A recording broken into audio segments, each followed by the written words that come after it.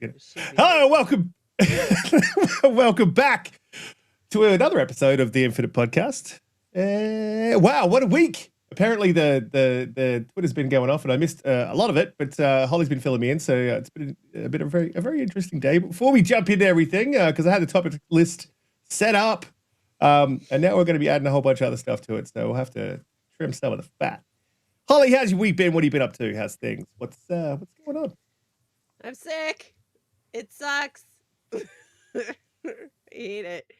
I had an interview today too, so I walked in. I was telling Riskit, I walked in with my big box of Kleenex, and I said, full transparency and disclosure. I thought it was less embarrassing for me to walk in with a box of Kleenex than it is for me to have snot running down my face while we do this interview. So that's how I did an icebreaker with it. Thought that was a good one. And it's true. I have been playing a lot of 007 First Light and Arc Raiders.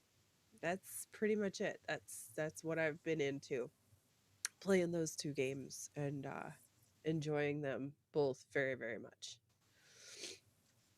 That's it. That's all I got. That's it. Yeah. That's it. Nothing else. I did try Vampire Crawlers the other day for the first time. Oh yeah, what do you think? I only, to be fair, I only played for like half an hour, but I liked it. I think I like Vampire Survivors just a little bit more, but we'll see. Okay. See. Yeah, okay. That's it. It's a bit out at the moment. I mean, I've got a fair bit of some stuff, but I'll jump into that in a minute. Donte, how's your week been? What have you been up to? How are things? Is he frozen? Or is he just looking at some? I also have been playing Slay the Spire Splay. 2. Splay. Oh yeah, any good? Splay. It's very good. If you like Slay the Spire 1, you will like Slay the Spire 2. What the hell's happening here? Very good. I can hear you. Lotus is spree with the MX. Celebrate 6 months of membership with that blue number can do no wrong. That's not true. Lotus. But they keep saying that. Donte, how's your week been? What have you been up to? How's things? I'll be right back. Oh, that was good. That was good. I'll be back. Yeah, because something's happening. Something's happening here. My connection is basically lagging. Everything's really blurry. But I'll be right back. I'm Power Cycle. I'll be back. Okay. Roger that. Riskit, how you been? How's your week? Blah blah blah. Thing to say. It's been good. It's been really good. Yeah. So I built my PC finally. I did have some issues with the RAM. I was just telling you guys about that. The dude was when I screwed on the CPU cooler, I pushed the CPU in on one side, and that was the memory side. So when we tried to install Windows, it wasn't recognizing that it had integrated memory. And the dude was like, "That's the one thing I bought from the place where I built it, because I did an assisted build. It's basically where you build it yourself, and then when you run into trouble, they've got they can sort of help out." And the dude was like, "I'm really sorry, I think your RAM's like a dud, so you're going to have to go back to the guys who sold it to you." And I'm like, "That's you, buddy." And he was like, "Oh." So then he did everything he could to get it sorted. Got it sorted, and then booted it up. It's been running like an absolute dream. I've been playing with it. I played with it for about 2 days. Got back about a day ago, so yesterday. I was playing with it sort of all last night, a little bit on the first night I was back. Just setting everything up, getting all the apps I need, the drivers, all that sort of stuff sorted. And I've got myself an OLED 34-inch, it's a MAG MSI slight curve, so 1700. It is absolutely stunning. Absolutely stunning. I've been playing No Rest of the Wicked. I've been playing Forza at 34-inch. I've been playing Battlefield. I've been playing absolutely. I've also been playing this nifty little card game. What's it called? I can't think of the name of the damn thing. He hasn't been playing. Yeah, I knew this was coming. I might have a deal. Light him up. I might have a deal to maybe get around having to play this thing, but I'll present that deal to you very soon.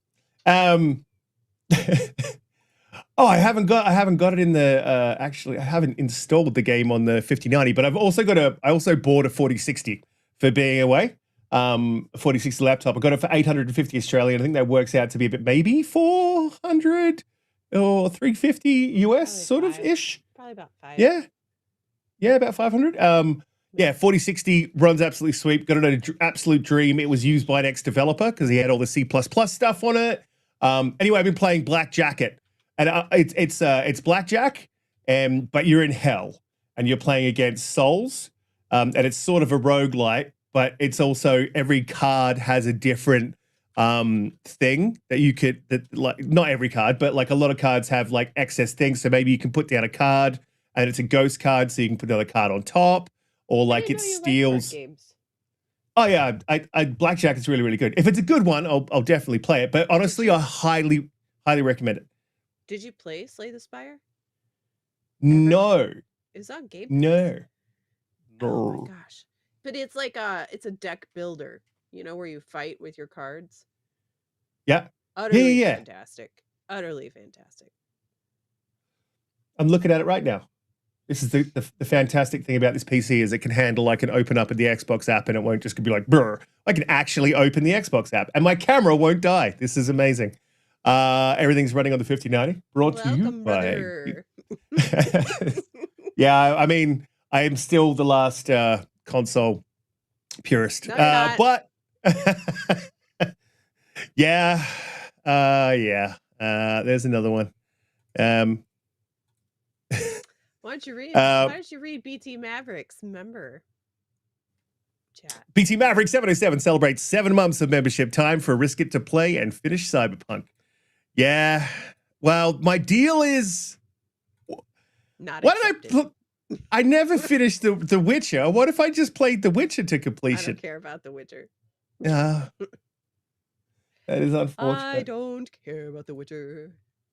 I'm looking for a deal, right? That's what I'm looking. That's what's happening right now. I'm looking for the cheapest because I've just outlaid a ridiculous amount of money, and the missus keeps asking me, "Where is all this money you're earning?" I'm like, "Well, yeah, it's sitting on my desktop." But yeah, I'll definitely play it. Yeah, well, play it on stream. Yeah, I can definitely play it on stream. I suppose I could. Yeah, fuck you says, yes, time for you to play that game on stream. No excuses. There's always excuses. I can always come up with excuses, guys. It's I'm exceedingly good at this. I guess we should jump into topics. I did want to do an intro to Donte, but we'll do that when he sort of jumps in. We won't hit any of the biggest topics, I don't think, and we'll hold off on what I think the biggest one is. And there's definitely a discussion around exclusivity today, as there always is. But look, it's not us, it's Xbox. So there's a lot that's sort of happened in the last 3 weeks because it's been 3 weeks since we're live, and there's a lot of so I wanted to pick and pull out some of the stuff that sort of really interested me throughout the week. I'm hoping it interested the guys.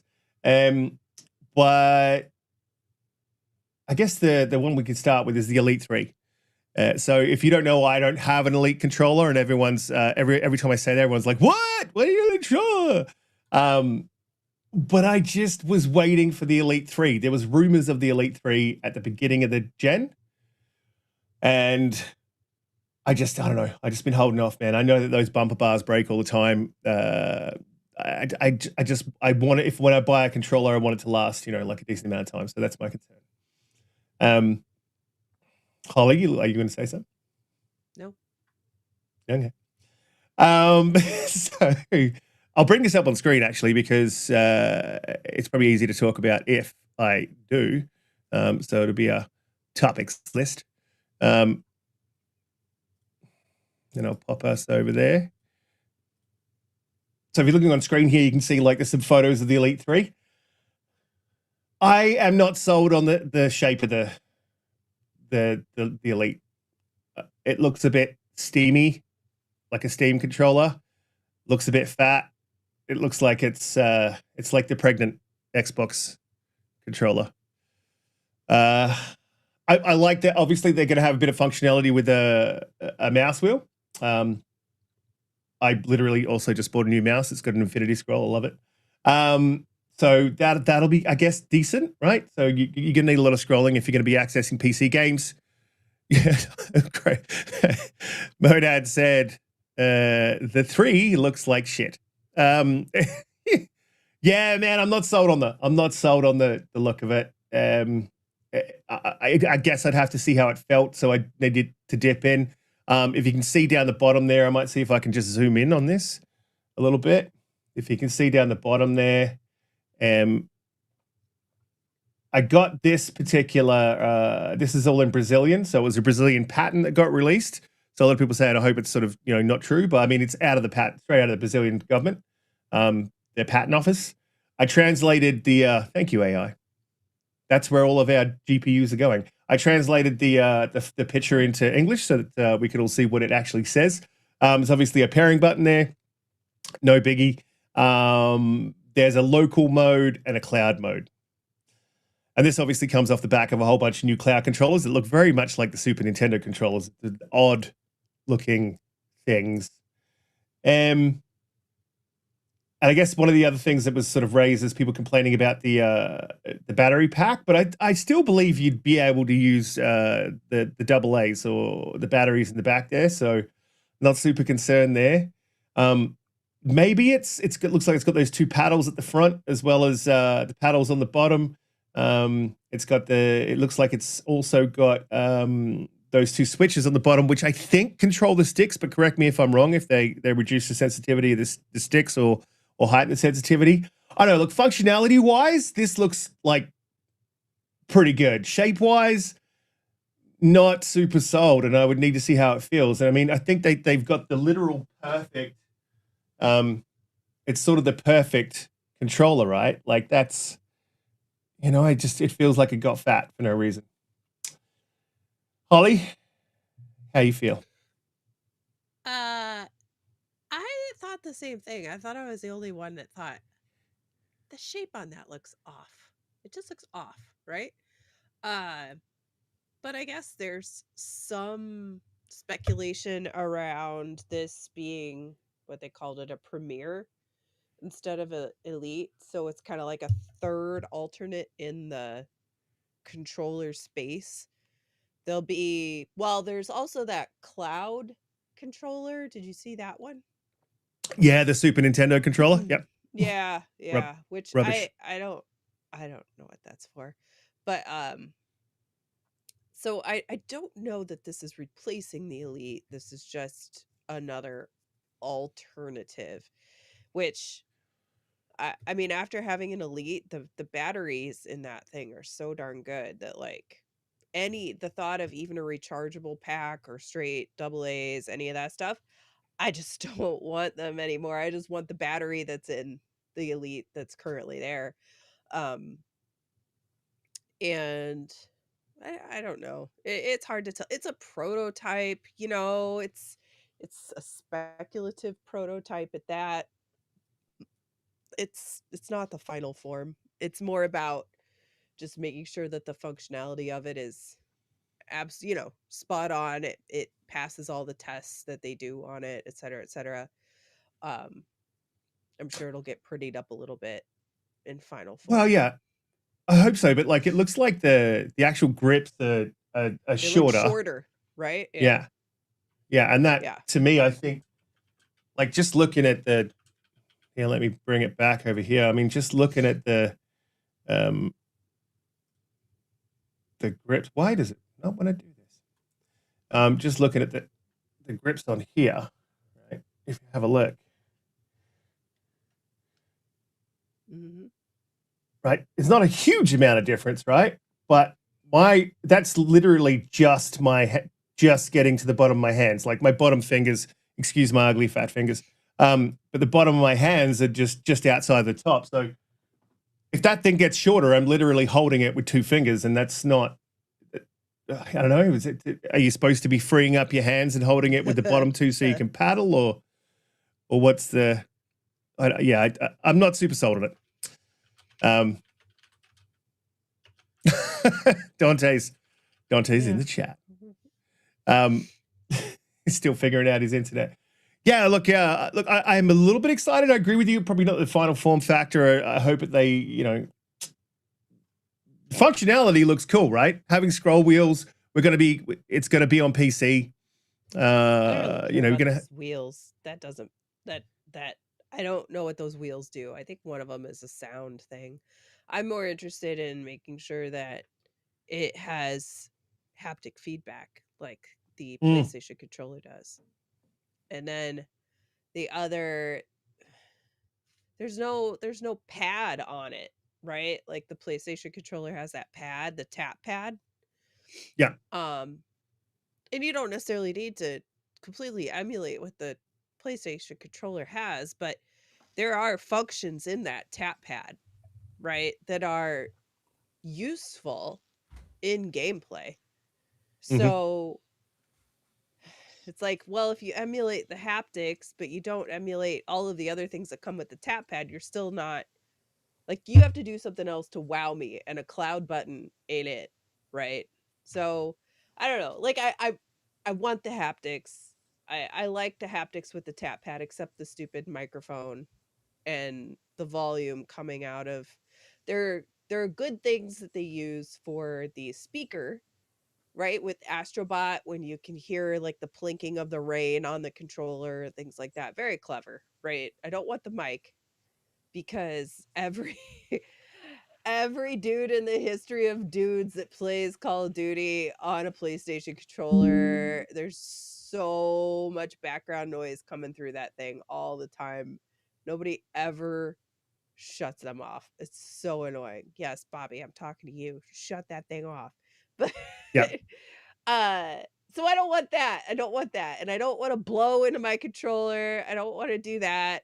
But I do want all of the things that they have on the DualSense, minus that. What is that cup? That is a lovely looking cup you have there.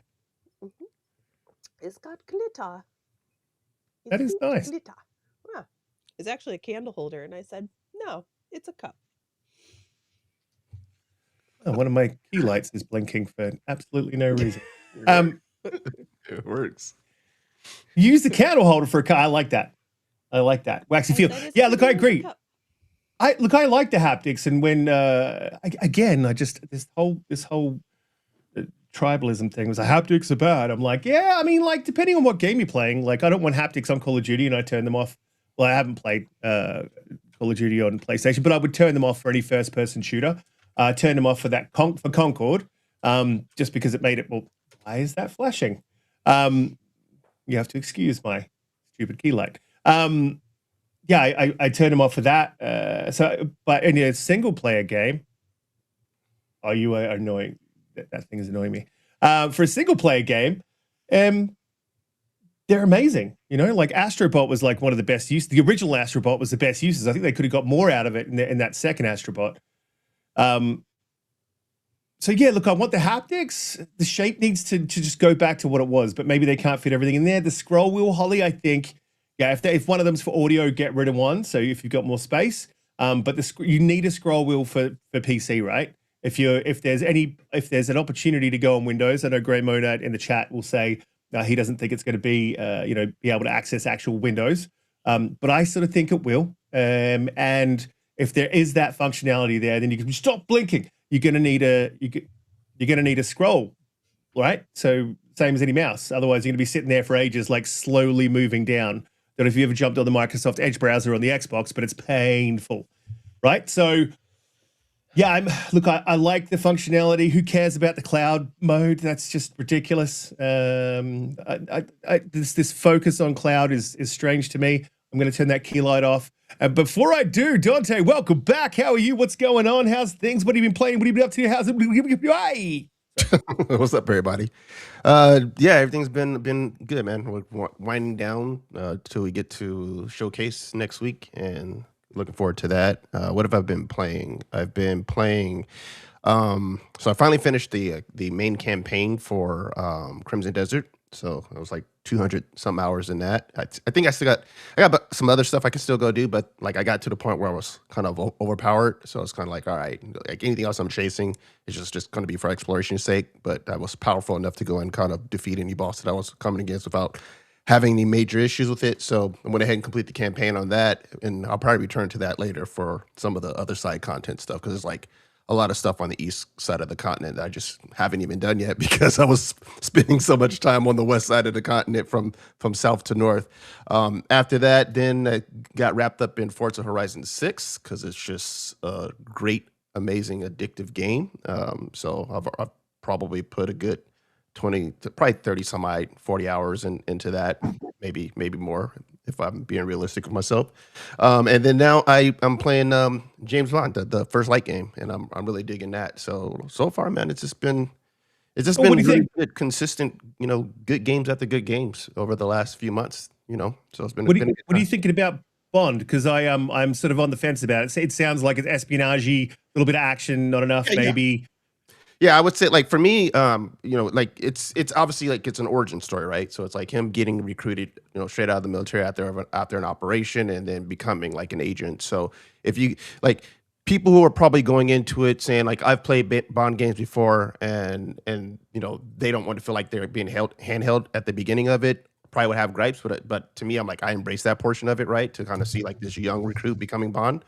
And then once it starts to take off, man, it's just like I just saw a tweet that someone put out today, and I agree with it, where it says that like it's like playing a movie, and I don't mean it in a negative way. It's a immersive version of playing the movie with good combat elements. The only thing I would say that I wish they would have done a little bit better with is the controlling on the cars. The cars are a little squishy when it comes to like how they actually kind of control on the road and stuff when you're turning and just trying to keep the car stable. So that's the part where like coming off of playing Forza, it seems like, oh, okay, you guys had a good opportunity here. We could have made it at least like, GTA level close, but like Forza just makes it feel like, man, this is really like kind of bad in comparison. It's not terrible. It's just like, I feel it should have been much better if you're going to include car chases within the game. Like, it will at least make the car driving stuff to be a little bit, pretty serviceable to the point where you're like, okay, cool, that's really, really fun. So luckily it's not like so far I've only had one portion of where I'm at in the story where I have to do the car chase. So I don't know if there's going to be that many more of those, but outside of that, I'm loving everything else about it, about just the espionage portion of it, the combat portion of it. The story so far is pretty good. I enjoy the characters that are in it. So yeah, I mean, if you're kind of we're looking for something like that, like a narrative driven action game, then I would definitely say to pick it up. I've been enjoying it. Yeah. But look, I watched sort of Skill Up's thing, and he did recommend it. Just seemed a little, I don't know, slow. And I've got a very big game I apparently have to finish, even though I'm trying to get out of it somehow. Yeah, especially if you get that PC up and running, right? Yeah, she's up and running.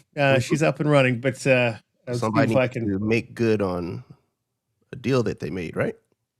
Weasel out of this somehow. I don't know. Make good and own up to their word, right? You can risk it. Maybe there's some room for negotiation. Mm-hmm. I'm not sure. All right, cool. Well, look, it sounds like probably something I'll pick up. I sort of like those story driven. I like the PlayStation, I guess, blueprint for games. I like that sort of stuff. So, and as much as there's, if that's the only thing, don't get me wrong, if that's the only thing a platform is doing, then they probably should diversify. But I like the formula, as long as it's not too much. So we're talking about the Elite 3, Donte, and I'll bring it up on screen because I'm not sure if you've seen it. I've got it there in the topics there, but I'll bring it up. It's looking a little bit fat, looks a little bit pregnant. Looks like it needs to hit the treadmill. Not sure how you're feeling about this one. I like the functionality. We'll just talk about haptics, and I'm pretty keen for haptics, and I think also Holly is as well. So, what are your thoughts on this? Did you get a chance to have a look at it? What's the feel so far? Obviously, it's not gonna, like, to me, I'll take all this with a grain of salt. I would say that I don't feel that they would completely like reinvent the wheel in terms of like the functionality and feel of the controller compared to the last few ones, right? So like what we're seeing, whatever these renders are, the probably in-hand product is gonna I would hope it's going to feel good, right? That they're going to keep in line with pretty much every other Xbox controller that they've made over the last years, and all the Elite controllers that preceded it. So, like I understand the concerns, but at the same time, like I've been itching for them to come out with the next one, and I'm hoping that that the quality, like the main thing that we've always complained about with the Elite is just basically durability. So like if you added these cool features into it, that kind of brings it into the future in terms of haptics and feedback and all that stuff. That's cool, but make sure you really focus on durability for things like paddles and bumpers, mainly bumpers, because that's the one thing that tends to have always failed on the previous Elite controllers. But I'll just wait until I actually see the thing in person and get to hold it. But I've been an adopter of every previous Elite, so chances are I'll get the same thing, especially as long as it feels comparable to what the current controllers feel like. Yeah. I mean, it looks a bit fat. Grips look a bit short. But again, like I said as well, I'm waiting to sort of feel it in my hand, and the 3 is what I'm waiting for. The issue was always the reason that I was waiting for the 3 is because of those bumpers. They snap, and they do snap in the normal controllers here. So I feel like it's just a sort of a build design, a particular part sort of thing. You're smashing those bumpers like pretty much flat out, especially these days with the way like Ubisoft sort of gone to that's your light attack. They get a bit of a beating as opposed to back in the day when A or X was your light attack and Y was your heavy attack. So, yeah, I think there's a bit. Hopefully that they have redesigned the internals to take a bit more punishment, and that's what I'm hoping for. And look, I will definitely adopt the Elite 3, but after the snappages I heard and the stick drift, and will it? My other question is, are they going to use Hall effect thumbsticks? Because you get a lot less stick drift with that. There's another type of or a newer type of tech as well that has less stick drift. Be interesting to see what the actual build is and what they're going to do. So I'd love to see that coming up at a new showcase or a showcase this year. Just to give us an idea of what's coming. I won't jump into the next topic, but that would lead very well in the next topic. Please hit the like button, share us out. We go live, and I'm hoping to make it every Friday soon. Let's jump into COD. Holly, I'm sort of jumping around here on the list, but there was a trailer drop, and I have to say, Infinity War, my boys are back. Modern Warfare 4. Best thing about this is they can step out of the original game. So you had 1, 2, and 3. 4 is a whole brand new experience. They're obviously going to a North Korea South Korea conflict. Bit concerning because every time COD does a conflict, it tends to happen. Hopefully it doesn't. They don't get any ideas. But yeah, looks they got theater mode, classic perks are coming back. You'll be able to share your weapon build. There's an all new movement suite. Don't know what that means. Slide canceling. I mean, I use it, but like I hate it when people do. Slide to ADS, which is fantastic. Sprint mantle assist, which we already really have. Apex attachments, gunny weapon build recommender, which is basically what happens is your weapon will suggest attachments that you have available to make to give it this sort of feel. Me personally, I won't use that. I like to build my own weapons. Map voting, ninja perks back, operators and kill streaks and loadouts. Yeah, look, this looks 2 prestige pass, which I hate that prestige stuff. It's the worst idea ever. But this looks good. This is Infinity Ward. These are my boys. These are the guys that make they do the business. These are the guys 2019, like that was absolutely fantastic. And then they ruined it all with Cold War multiplayer, which was horrible. Holly, how you feeling about that? Look, honestly, the last one was trash. Let's all agree. This one looks like it's going to be the business. How you feeling? I mean, hell yeah, brother. Hell yeah! COD, Modern Warfare, Infinity War. Hell yeah! That's Holly when she saw it. That's me. She was like, "Pour some gravy on me. I'm rolling around in it. Love it, bask in it. Get in my belly." You didn't mention out of that whole list riot shields, and I was like, riot shields. Like I was like, I'm in like a Twitch attack. Like, not riot shields. No. Not riot shields. Riot shields are worse. It says they're it's funny they took 2 bullet points to say, A, it's a destructible riot shield, so you can break it, and B, it's not just a standard part of your kit, it's a field upgrade, which means that they're trying to find a way to make riot shields work. I mean, look, the multiplayer, not too worried about it, and there is a bigger part of multiplayer to talk about that's not traditional multiplayer. There's 2 things to talk about really for me, like all of these things that they're talking about in multiplayer, sure. But the 2 things that I think are super interesting is, 1, they're going to be showing DMZ at the Xbox showcase. And that's very exciting for me because they did either of you play DMZ ever? Yeah. I dipped a toe in, but it wasn't great. It could have been done so much better. Yeah. Yeah. And I will assume you did not, Donte. I will just assume No. you did not. Okay, that's fine. So DMZ was the extraction-based game before people really got into extraction-based games, right? So I mean, there were some around, but like others were more successful than DMZ.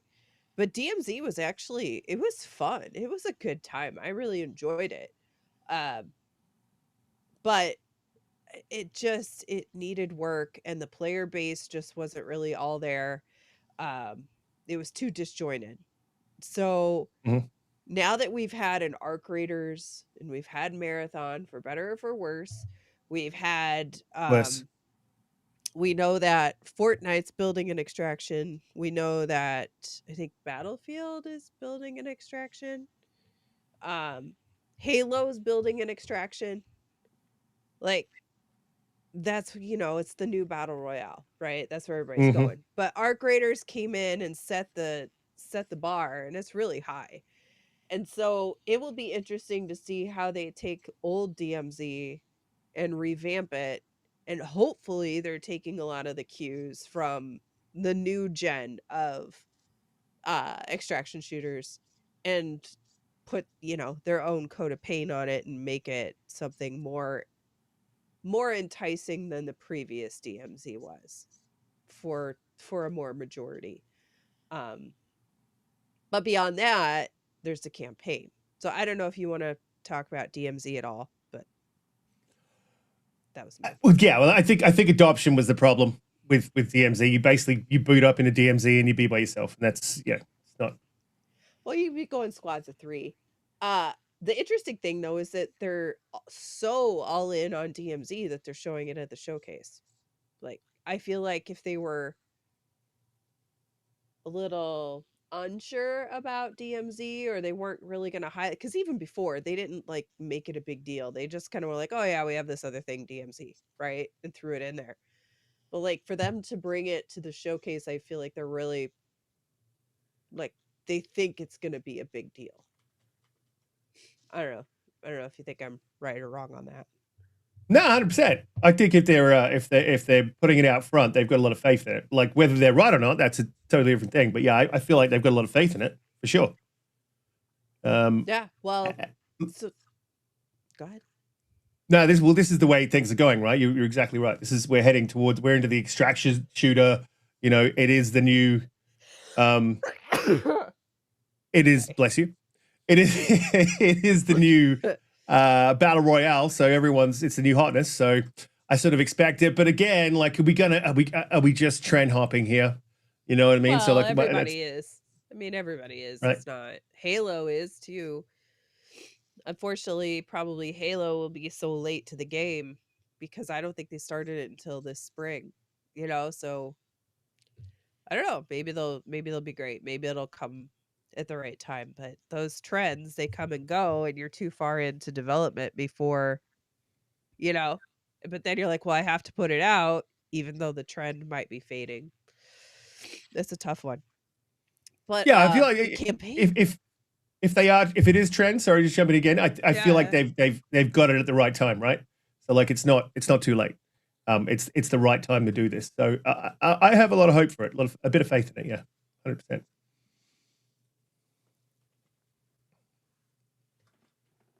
Oh, picked a bad time to stop talking. I was like, okay. Yes. Donte, you want to jump on this sorry. DMZ? Wow, I mean, like you said in the We're talking interview, about right? DMZ or COD. It's better to walk in with I a haven't box of played DMZ. Kleenexes. So we're talking about DMZ or COD. DMZ, well, both. Well, it's same thing. Whatever you want it to be. I mean, DMZ is whatever. I've never played any of them, so or I've never played the game, so like I don't have really an opinion on it. I mean, I'd be curious. I'll try it out. It's just one that, like, for whatever reason, I just never got a chance to get into. But at the same time, if I'm just being objective, it's always cool for any games to come to Xbox, right? So anytime there's games that are available on other platforms to be available on Xbox, I think is always going to be good for people to have those options and stuff. In terms of the COD trailer, like, I mean, obviously, it's like, we're not seeing gameplay, but it just looks really, really good for what, this sizzle reel, this is a good way to have gotten me like intrigued and like hyped for, whatever this October's release is going to be. So, yeah, I thought it hit the nail in terms of setting the stage. It looks really, really good. Which is everything that I want to see from these type of sizzle reels for COD. So got me excited. And Infinity Ward, it's for me one of my favorite COD developers. So I'll definitely jump back in, play the campaign for sure, and play some multiplayer until I get tired of young kids housing me, and then stop. but yeah, that's my plans. It'll go just in that particular order, just like that.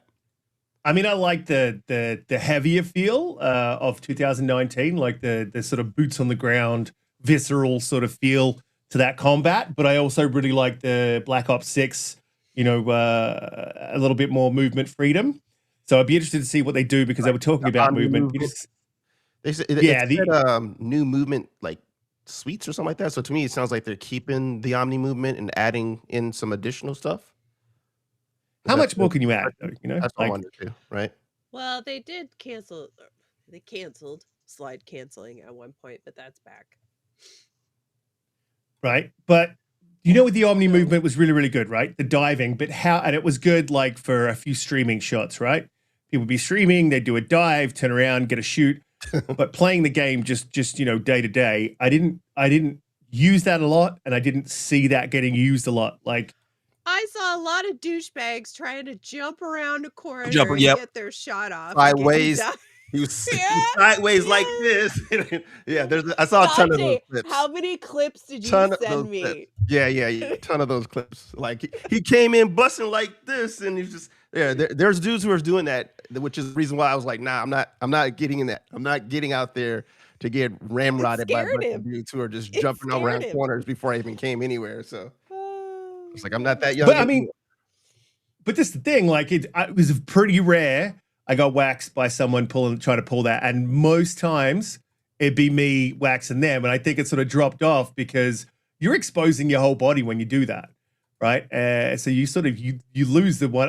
You got the element of surprise, but you're exposing your whole bodies, and more often than not, I like I said, I would take them down. So yeah, I mean, for me, I was like, it just sort of dropped off. People weren't doing it as much because I think you got punished more often than not when doing it. So I'd be interested to see whether they keep that Omni movement in, or if they remove it and they bring something else to the party, and possibly that whole slide canceling conversation, or the little piece that they dropped might be because they're removing that Omni movement, and instead we're gonna do this sort of thing. Holly?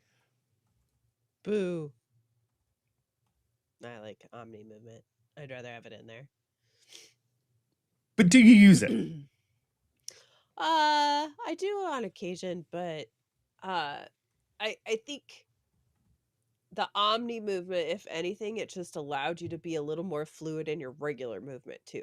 It was a little faster and that kind of stuff. So the death-defying leaps out of a door frame shooting at people on your side and all that stuff didn't really work out that much, but I do think that it did help with just the general, run, slide, grab a corner, that kind of stuff, right? but I do like omni movement. I mean, 'Cause it's good to have even it. if I get killed, it's kind of funny to watch somebody do that. You're like, look at this idiot, and then you die. It's still funny. Yeah, because you know he's getting killed by somebody else right behind them. It's still funny. I don't know. It's funny. Yeah, it kind of does make it fun, right? Yeah. We'll see what they do. I'd be interested to see what they actually do. So multiplayer wise, as well, like this is what I liked about Modern Warfare 2019. They didn't expressly go with the 3-lane maps, because if you don't know about COD, like generally they sort of cut it down over the years to these 3 lanes. They always ended up being the most popular. You know what I mean? You've got your central and your 2 outsides. And look, it's not a bad setup, but it's just a little bit basic. And I did like Modern Warfare, where it was like, you know, you might have had 4 to 5 lanes, and you couldn't always just pin someone in their spawn if you had a really good team via a bit of a weaker team. So the only thing I've heard about the maps is that they are 3 lanes again. So I'm a little disappointed. It is Infinity Wards are the ones that sort of went away from that, and I think it worked. A lot of people complained because there was corner camping and all that sort of stuff in 2019. But I love the game. Like, if you get good was my take on that. Holly, Donte, anyone? Well, Shipment's the best map ever made. It's not. So It is not. It's just a meat grinder. I want Shipment back. It's just a meat grinder. I mean, it's fun, but it's like it's a meat. But I mean, it's just a consistent meat grinder. Like there's no that's what no skill. It is. Though, yeah, I guess there's no skill. Right? There's just like get in, pull the trigger. That's not true. Get in, start pulling the trigger. Chances are someone's gonna come around a corner and get clapped. That's kind of what it is. That's kind of what it is. It's pre-fire before someone comes around the corner and get clapped. That's right. You know it's true. You know it's true. Start firing early. You'll catch someone coming around the corner. That's Shipment. But it's fun. I ain't gonna lie. It's fun. Look, it's great for leveling up stuff too. So like it has its uses, but for me, Shipment's like Shipment is exactly the like best map ever made, and I could play it all day long. We know. We know, Holly. All day, every day. I don't need whenever I played COD with Holly, we were like on Shipment, just going ham, going crazy. Like, but it's so like meat grindery that you can just kind of almost play it without even paying attention. It's really weird. Yes, right? You're just talking, you're just like da da da da da. And it's a weird way of playing it, but yeah. It's so good. I love Shipment. It's just you've got to pick that meta weapon, right? So you're in with a shotgun or you're in with an SMG that's just got some ridiculous fire rate, decent damage output. Not me. And I don't take the easy route. I'm still in there for an AR. What's up? Earning my kills. What's up? Well, that's the thing, right? Like and then those guys who are sitting top of the leaderboard, it's shotgun SMG, 110%. That's what they're running. True. I got mine though. I still got mine though. That's all. There's that skill piece. Yeah. You know what I mean? There's that skill piece. But I agree. Like it's really good for leveling up. So look, pretty excited. Can't wait to see more. I guess this sort of leads us into the conversation about Showcase, which I didn't have sort of scheduled. You don't want to talk about the story on COD? Okay, yeah, you go. The fact that Price and Ghost at the end were facing off. That kind of pissed me off. Yeah, right. Lie. Yeah, I saw a post. That means we're losing one of them. One of them's gonna die at the end of it. I saw a post from it was one of the big accounts, Charlie and Teller Modern Warzone, one of them. And it gave the spoiler of the story beat on why we're seeing the two of them. I won't spoil. Don't. But I was like, what? And I wish that they would go back and retcon Soap back in, because literally no one liked the story ending of Modern Warfare 3 that they botched last time. It's totally bogus. Like, everybody loves Soap. It was stupid that they did it. They should just pretend like that didn't happen, or ha ha ha, right? Like, just find some goofy, trippy way to bring it back, right? Or like a really good one would be like I love Price, but a really good one would be to bring him back as like, a sort of wounded, scarred villain. So like get rid of Makarov, like Frank was. bring him back as that was that. I also didn't like Frank being in a anyway. but like bring him back as a scarred villain, like who's wants vengeance because they, you know what I As a mean? villain. Oh. That would be but cool. we love Soap. Soap was such a good guy, and he was the cutest one in the group. That it's like that really sucks. It like nobody wanted that ending. That was dumb. That was a really dumb change to the. It's dumb. It's dumb. It's dumb. That's it. Yeah, well, here's the thing. We haven't, if you go back to Halo 5, facing off Master Chief, being the bad guy through that whole thing. Yeah, it didn't come out well, so it'd be interesting to see where the story goes. Grey Monad in the chat says Black Flag better. I think he just wanted me to say Black Flag, but you're not going to get me. Well, let's jump into Showcase. Let's have a chat about that. Before we do, please hit the like button, share us out. We go live some Fridays. And I'm going to sort that out. That's coming. I now have the equipment. I have the technology.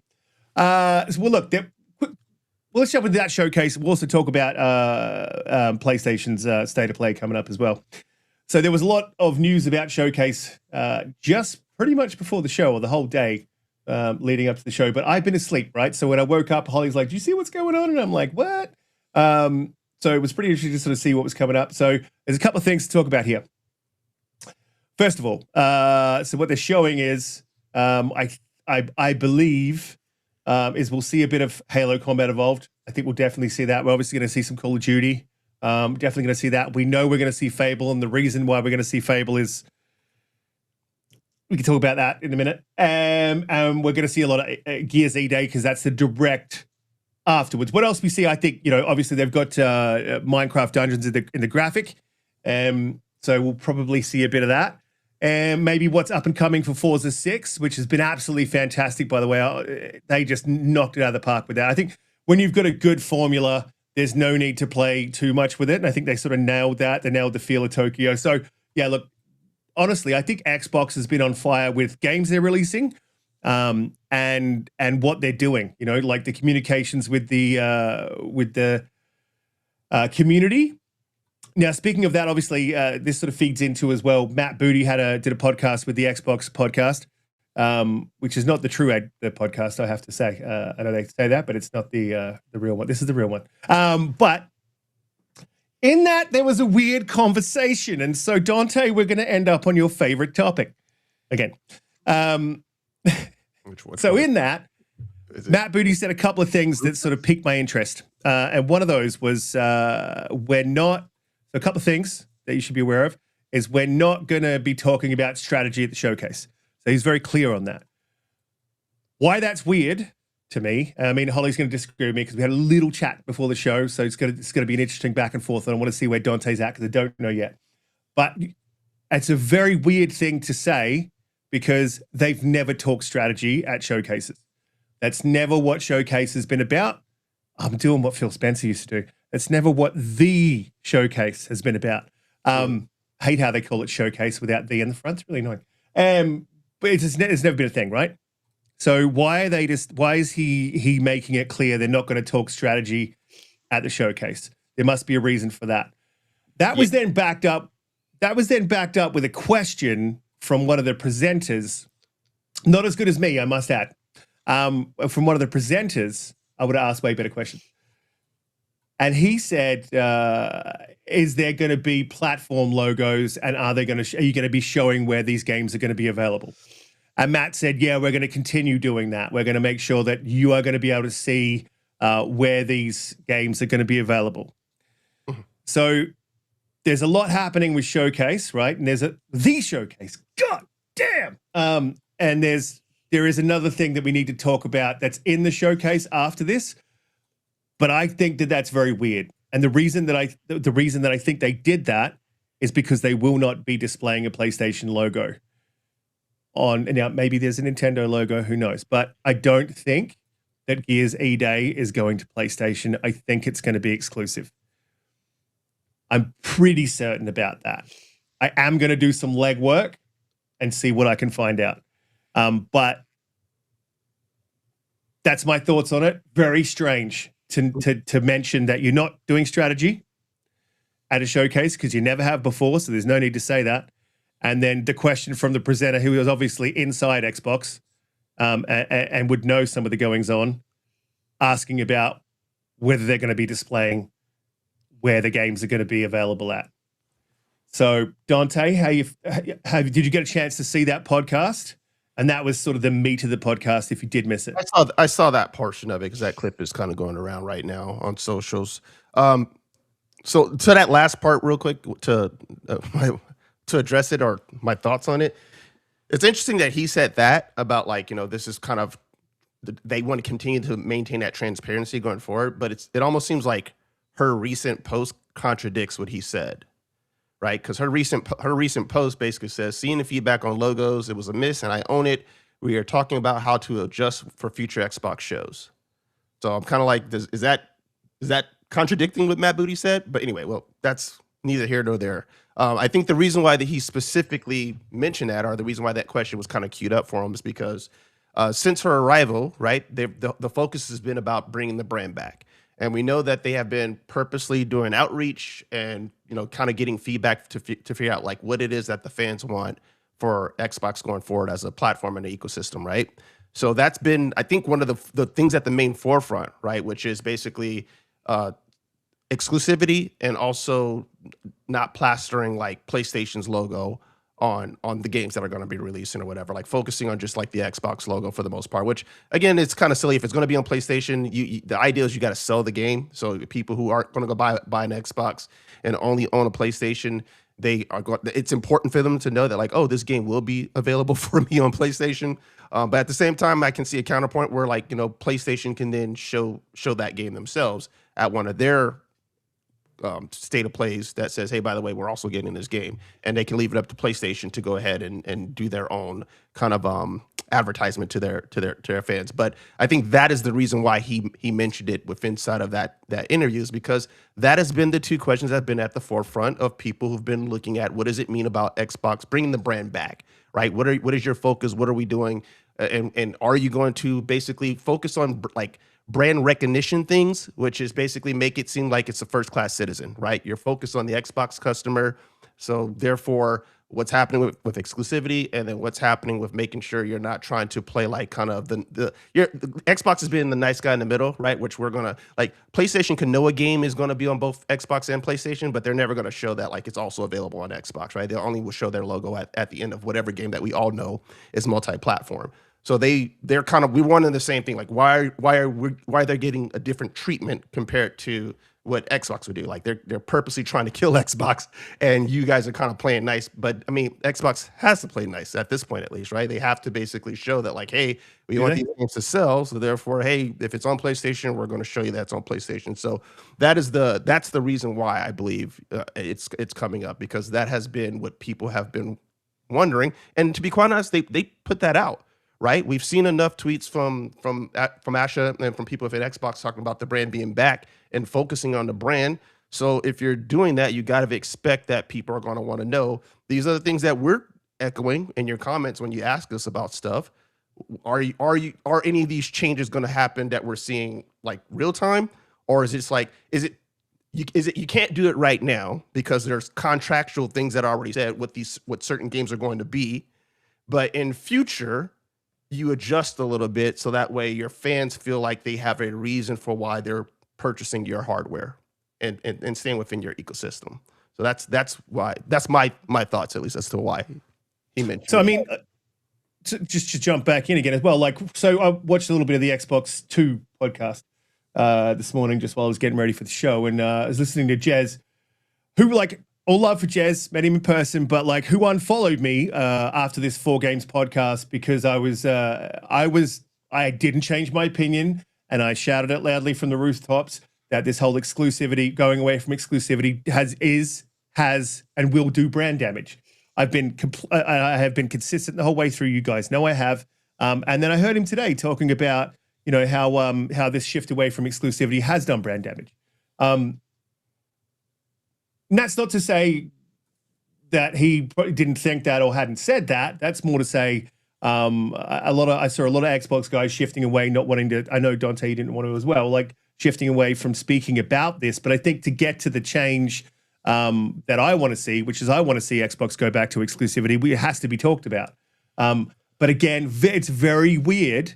It's a very strange thing to make mention that there will not be a strategy conversation at the showcase. And that's what piqued my interest. And when with the follow-up question, are we going to be showing logos? I didn't see Ash's tweet. Holly mentioned it before the show, but I couldn't actually find it. I have found it now. So, you know, again, that throws a bit of a different sort of light on it. Exact thing she said was seeing the feedback on logos. It was a miss and we own it. We're talking about how we adjust future Xbox shows. It's really simple, Asher. What you do is you pull back on exclusivity contractually with Gears. I think you're doing massive. You're drop like Gears 1. Cool. You've dropped it over there. It's done and dusted. You're dropping Gears E-Day. That's massive brand damage. That's a thing to come back. And sorry, Holly, I will jump to you because I know I'm rambling. And, you know, this is one of my favorite topics. Sorry, Donte. I was talking to a lot of the guys at work. So in the job that I'm in, I've been in there, you know, I think for 6 to 7 months, not 67 months, 6 to 7 months. No one's using my joke on me, right? 6 7 6 7. And I talk to a lot of the guys. A lot of these guys are gamers. A lot of them are Gen Z and millennials, right? And they've all, you know, PlayStations, the majority PlayStations, unfortunately, Xboxes. But when I talk to the PlayStation guys, and there's a couple of really hardcore PlayStation guys, we have a lot of fun going backwards and forwards, you know, Xbox, PlayStation, console wars. But the thing that they say to me is, I used to love Xbox.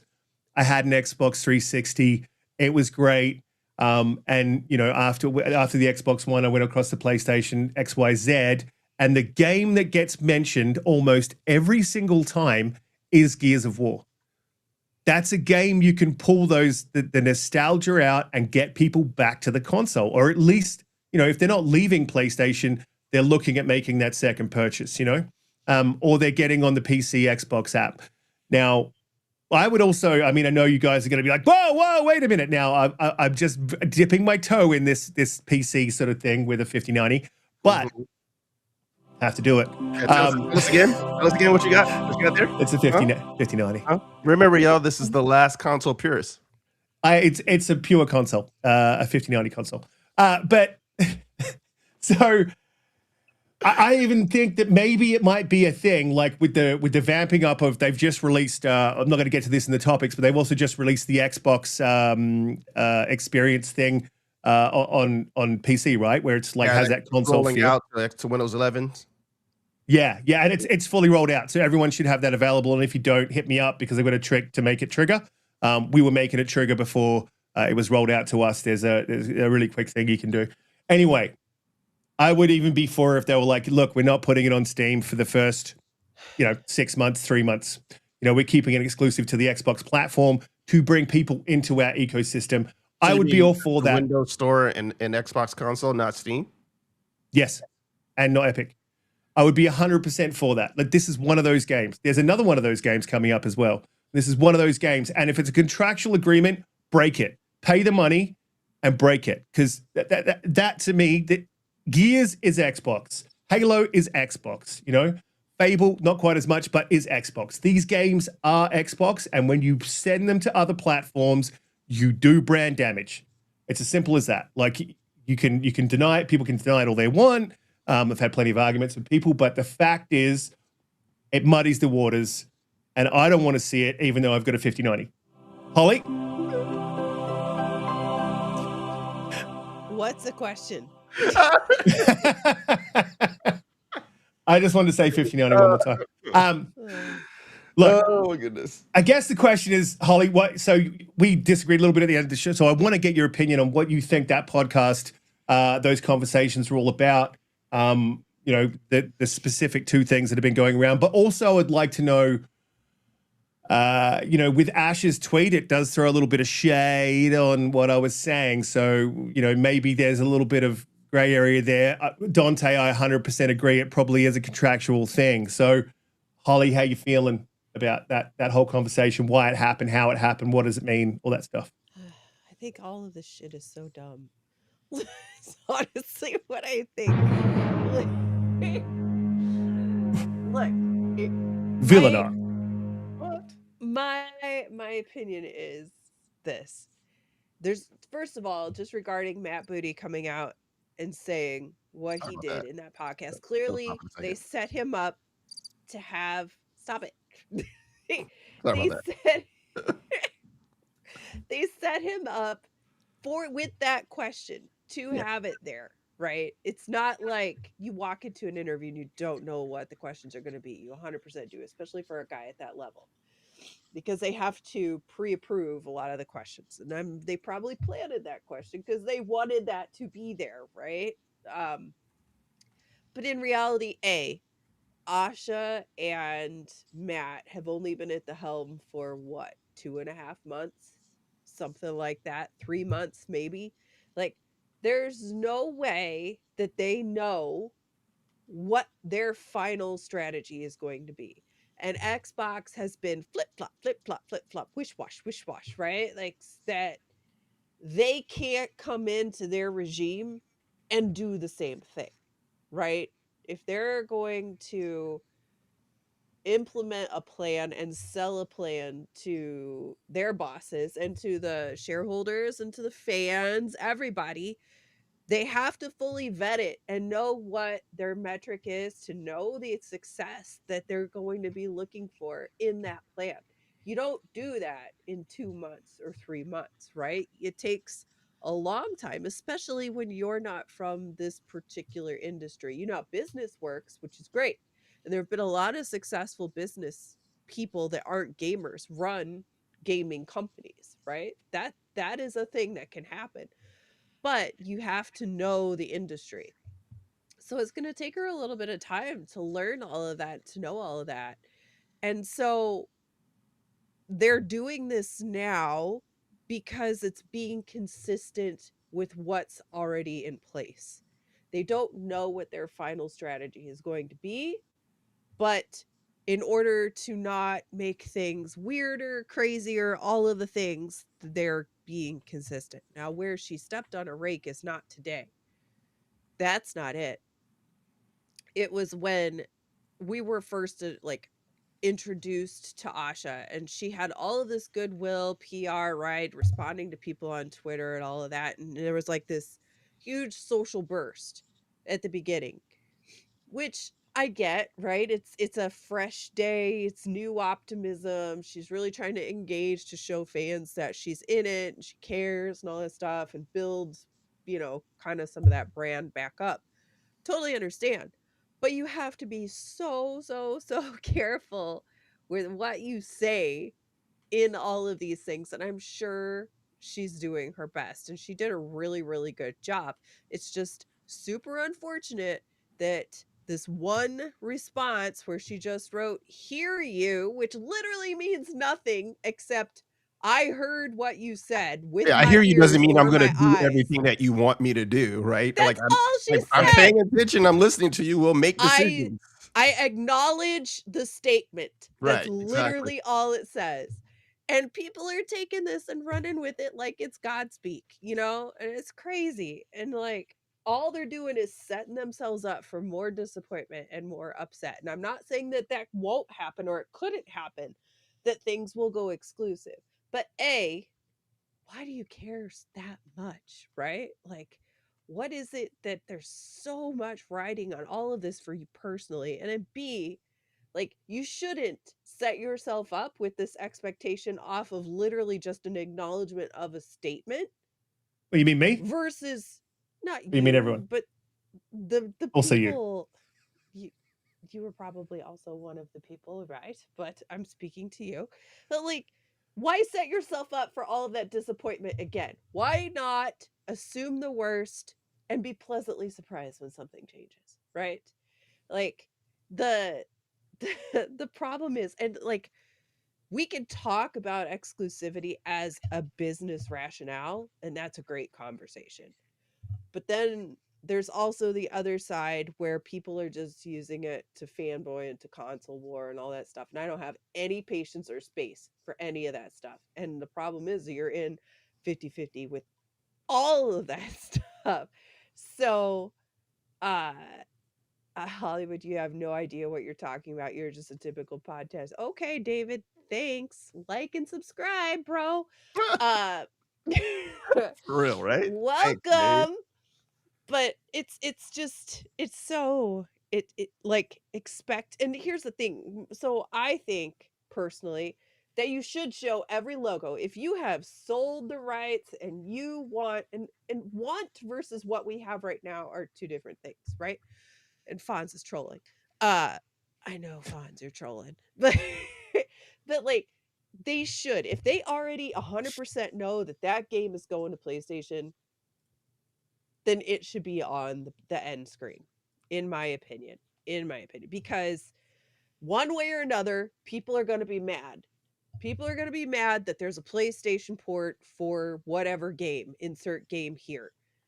So why not just put it on the end screen when people are super excited for the game and you get a little at the end, versus 4 months down the road or 3 months down the road when there's another trailer and it says coming to PlayStation or whatever on it. And then people already know about the game. People aren't just excited at just a random trailer that comes out 3-4 months down the road. They lose their ever loving mind. And it's so crazy that this still happens.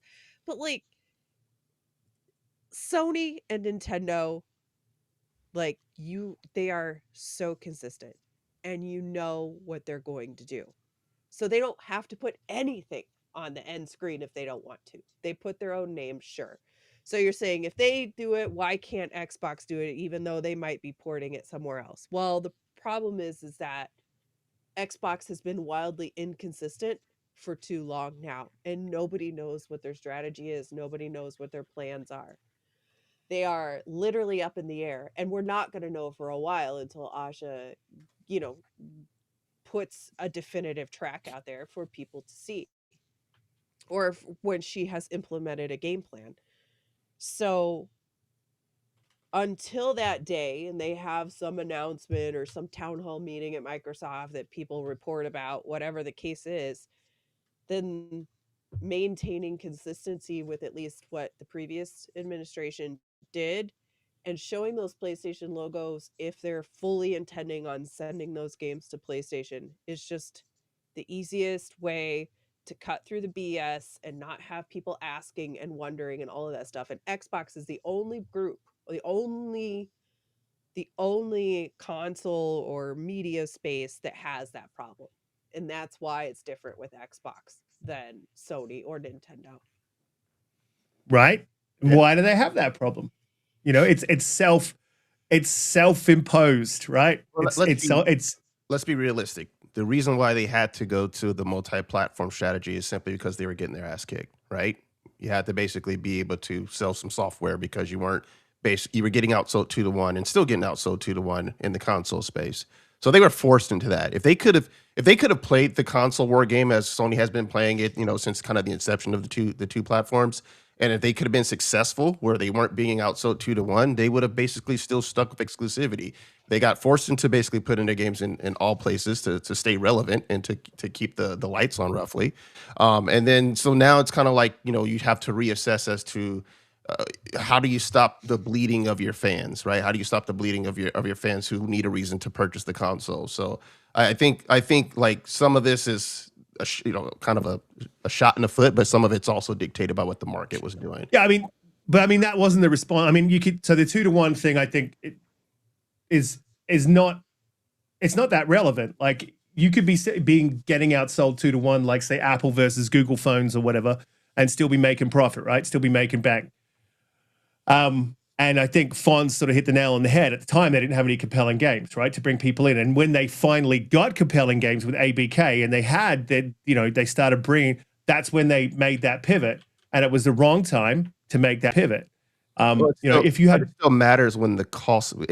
Like again, the reason why I point to market is because the cost of games is more now, right? So if you start having compelling games, but these games cost hundreds of millions of dollars to make, and you're not selling enough copies based upon your actual fan base, that doesn't help out keeping those games being relevant and keeping those studios alive and making a profit. So that also too is a bit of a change compared to like 6 or 7 years ago in terms of like, let's think about 360 timeframe or even Xbox One. We can probably get a sequel for a game that we really enjoyed the first version of it within a couple years. Now games are 6, 7, 8 years down the pipeline and cost hundreds of millions of dollars to make.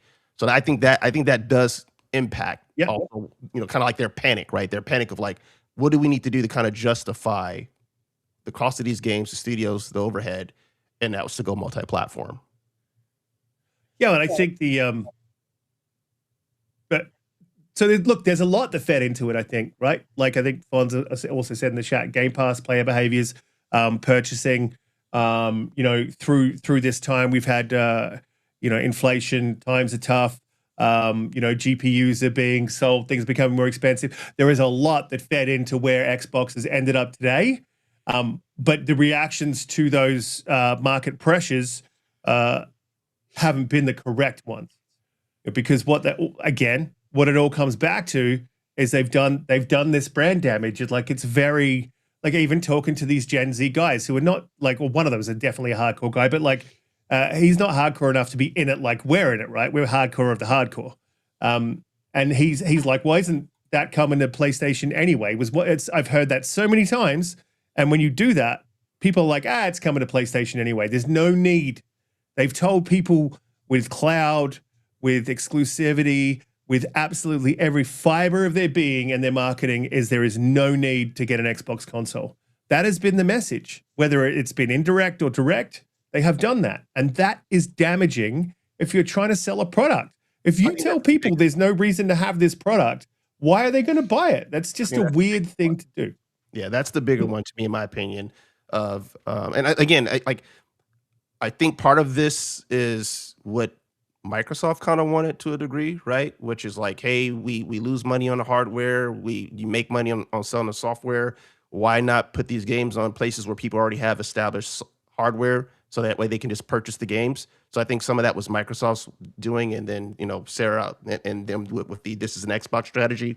But I agree that also made it seem like for people who own the console and were primarily into console gaming, you're basically kind of told them the console's not a focal point, right? You made them feel like it's not a focal point. So I think that's the bigger portion, outside of because I think they're in a better place now for games being, like having good games available compared to where they were 5 or 6 years ago.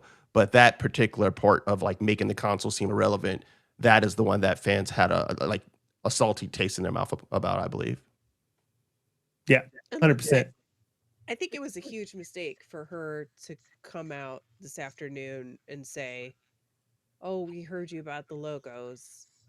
Because honestly, this is such a minor thing in the grand scheme of all things, right? Like if you're pivoting or like kowtowing to something this small, this didn't even blow up, right? Like it blew up today, but it didn't blow up like many of the other things that we've seen in the past. This would have blown over in a day because people are already kind of begrudgingly used to having PlayStation logos. But I think that this was a mistake for her to respond to any of this today, because it's just not healthy. Like if you're gonna, just because she said this today, everybody should just take care that no matter what they do with those splash screens, if there's no PlayStation logo at the end, doesn't mean that it's not coming to PlayStation. Like you should remember that. That's not, or Nintendo, right? Either one. Just because their logo isn't there doesn't mean that it's not going there. Yeah. Well, I mean, that's the thing. So I agree with that. That's also 100%. the problem, right? That's also the problem. And that's my point, is if you're going to have some exclusive and some not, you should put them all on every title screen so that you can see, oh, this one's exclusive and this one's not, and this one's exclusive and this one's not, whatever it is, right? Yeah. Clear messaging. That's been part of the problem throughout these last 2 generations of Xbox. Is I think Matt was right. I think Matt should go to Asher and go, hey, you shouldn't have said that, and this is the reason why I said that, which would be the clear messaging. We're going to be clear about what we're doing, right? When we do it. I mean, that should be their North Star for communications with the Xbox community. We're not going to say it unless we're sure, and if we do say it, we're going to deliver on it. I mean, Like, I think a good way to nip this whole thing in the bud, because I know the whole thing is we're not going to talk about strategy, but maybe figure out what the strategy is in regards to exclusivity. Like, figure that It's out. gonna It takes take a time. while, though. It takes a I mean, while. like, And so they're like just not going to previous. talk about it right now.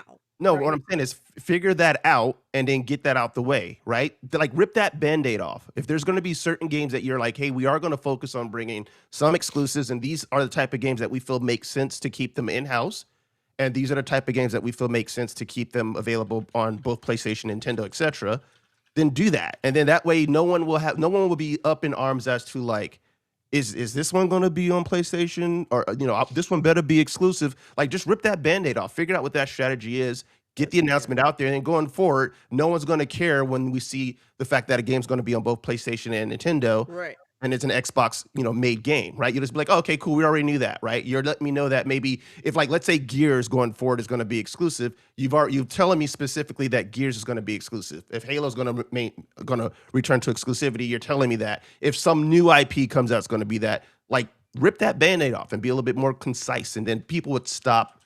Like, this would be something that they can put to bed, in my opinion. It's yes, I agree with you. But the thing is that I would also say, as long as it takes for you to figure out what your strategy is, take it, because any change in the next 3 years, is gonna be detrimental. I agree. Right? Yeah, You I agree. have to know what it is and get the upper brass to have the stones to let you do what your plan is and see where it takes you. Well, look, back as well, Xbox needs to back themselves in with exclusivity.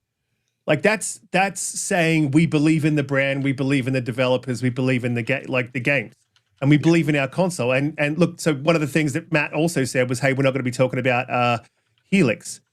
But when you Holly, yeah, take as long as it takes, but no, by the time you're launching Helix, That was disheartening. everyone needs to know your intentions. Yeah, what that are was we? disheartening.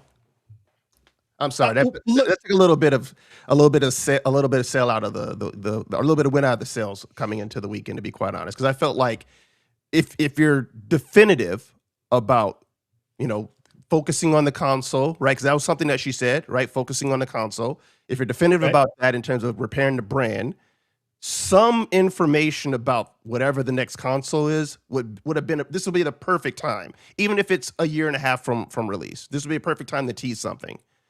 To basically say, 100%. yeah, we're not going to talk about it at all. It's just going to allow for more speculation, because now what you're seeing is like, are they potentially going to make a tough decision and then not even release Helix?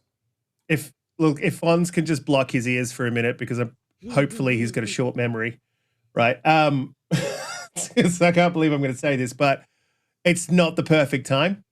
The perfect time is the Game of the Year awards. That is the perfect time to No.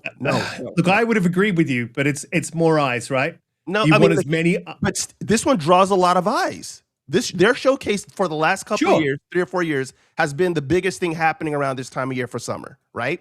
It's Sure. been the one Around this time of year. that tends to get the better ratings and has has had the more exciting games to look at. So they've built kind of like this following of even the haters who will watch it to see what it is they're going to talk about or how they're presenting it. So I don't think you give that away to Keeley and just say like, oh, you have the bigger audience at the end of the year for the Game Awards, so let's give it to you. Like, sure, but you can give, if you're focusing on the Xbox fans and repairing the brand, do it at your own show, not on someone else's show. No. See, this is what I think. plan. This is what I think. This is what I think they should do, right? Because it's a new day. We got a new CEO. So, but the Xbox Series X hitting at the Keeleys was huge. I know I had some disagreements around how big the Keeleys are. They're quite big, right? They're bigger than the Xbox show, 110%. So you're gonna get more eyes. That you're not gonna get a segment of like Jason Ronald standing up there for 15 minutes going through what this console is going to be able to do, what it's all about, and what's going to be happening going forwards. Also, the added benefit, right? So you do that, and then afterwards, say in let's say January would be a really good time to have a deep dive into what's coming with the new Helix. Then you're launching Fable. We'll talk about that soon, right? Then you're launching Fable. You're keeping the hype going, right? And you've brought eyes to it, okay? They should definitely be having Fable at the Game of the Year awards and show that as a trailer. Get as many eyes on that game as you can. So you do that, and then I think it gives you time and space to decide what it is we're going to do with this console. Because as soon as you launch Helix, you have to know where we're going. What's the direction? It can't be another series. We can't have another Series X generation where they make promises and pivot. Make promises, pivot, make promises, pivot, make promises, pivot, make promises, pivot, step on a rake, step on a rake, step on a rake, promises, pivot, step on a rake, promises, pivot, step on I need to like scratch or something, right? But that's pretty much exactly what they did. And they can't do that again. The messaging needs to be clear, needs to be concise. We need to know what it's going to be. And they need time. Let me ask you a question. Because like I'm not arguing the fact that the Game Awards don't have the most eyes. But what I'm saying is, in what metric are you seeing that it benefits them more? Because even with announcing the Series X at the Game Awards, right? They still got outsold 2-1, if not more. So what benefit really is that? Like if that translated to the fact that because it had so many eyes on it, Xbox barely lost out to PlayStation in terms of consoles sold, I would say like, okay, great, that makes sense. But it didn't. They still got their ass kicked. So what is the benefit from it just for the fact of that initial like, hey, this many more people saw it on the key leaves compared to like, you launched at your own show, it became news at your own show. It was trending. People went to go watch your show and it's basically being, relooked at on YouTube. You know what I'm saying? Like it's the same thing. If it's not translating to the fact that you did better in the marketplace, what did you get out of that except for paying Jeff money? So it's not apples for apples. That like apples for apples would be, PlayStation is launching at the same time. I think Xbox is looking to launch 2027, right? Whereas PlayStation is looking to launch 2028. So you've got a year jump on the competition. Then also you're having a big showcase. If you do it right at this showcase and you say Gears is not coming, there's a lot of interest then in the brand. So you've done that at the showcase. You've built interest through the year. Like the Xbox brand and marketing strategy is not just one showing, right? You know what I mean? You have to have a range of showings. They have the directs, they have third-party, Game of the Years, and they have a bunch. You need to leverage all of those throughout the year to continue to build the hype. At the moment, they've been quite successful with the communications with the community, and it's not been like the last 2 years of Xbox where it has been just rake after rake after rake, right? We've seen mostly positive stuff. And I think even Asher coming back and saying, look, ooh, with the logos, I don't think it was a big deal, should have shut up, right? She's just gone, yeah, like I'm backing Matt in on this one. And I think that I agree with Matt, they should do that. But mostly, for the most part, we've seen just a lot of positive. I think you need to build on that through the year, right? So the showcases for the games, they show the games, right? And it doesn't always have to be. I'm not saying you should never do this, but I'm just saying build the hype through the year. Let the games do the talking. You have a big showcase. Everyone's interested. If there's some exclusivity, everyone's a little bit more interested. You release the games. We get Gears, we get Minecraft Dungeons, we get all these. We've just had Forza. There's a lot of hype around that. You start to build a bit of trust through the community. Boom, we hit Game of the Year awards, which this did not happen with as much depth. There was promises with no receipts, right? There was Phil saying, we're going to do this, we're going to do that, but we don't actually have anything right now to deliver, and we haven't delivered up until this point, but we're going to deliver, we promise.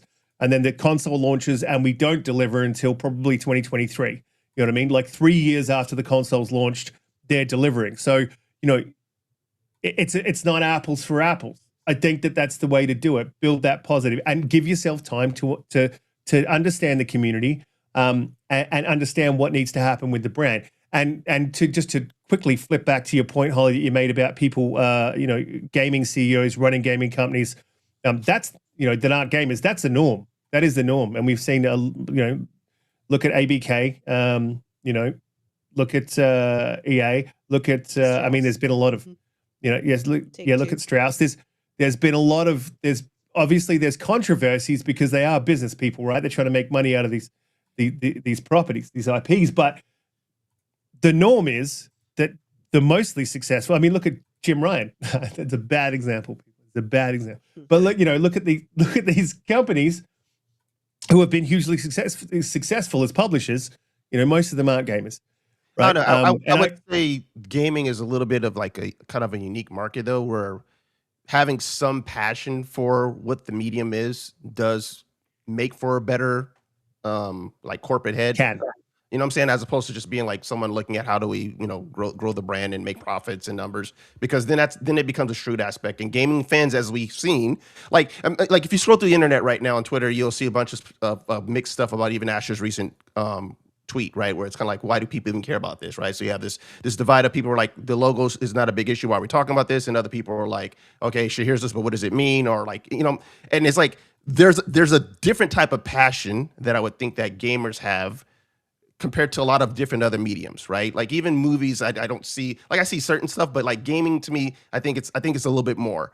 So I think it helps when you do have a CEO who understands that and has some type of interest in it, as opposed to just like, I'm your typical, I can come in and lead any particular business if you teach me about it. If you don't care about it, everything just becomes kind of like a shrewd, calculated move, in my opinion. And I think we saw that a little bit with like Jim Ryan. So Yeah, 100%. But he made the wrong moves. But I would say like too much passion, is maybe going to hurt as well. So there's a little bit, a little bit. You gotta have some, is what I'm saying. Like, what I'm saying? Have interest in it, what it is that you're doing if you're going to lead it. Well, so yeah, and so far from what I've seen from her is like she has been curious, right? That's something you'll hear a lot in big business, Holly. I'm betting you hear it, and Donte, not 100% sure how big the business is, but it's something that you hear from a lot of businesses these days is be curious. And I feel like she has been curious, and she has shown respect to the gaming community. And I think she's at this point in time is listening to the right people, right? Because you've got advisors around you. It's like the West Wing, right? You're going to have advisors around you, all of them with competing ideas. And it's who you listen to and what makes the most sense to you. And I think she's so far been able to pass, the wheat from the chaff. I think she's done a really, really good job in communication, in understanding where the Xbox needs to go. We think, because we don't know. We're hearing the right things. We're not seeing the right things just yet. We're seeing mostly the right things just yet. I think there's every reason to be positive. I'm not overly disappointed about Helix, right? I also don't think that that's probably ready, right? We know that when we sat down and spoke to J-Ron at dinner that time, that was back in 2023, was that? Was that 2023? Yeah, it was like forever, like 2023. We knew that Helix was in development, right? Yeah. So these things take a lot of time to come to market, but that's no reason to think that the Helix is at where it needs to be. And the other thing they need to do is when they launch this Xbox, it needs to be ready. There's a lot of things it needs to do.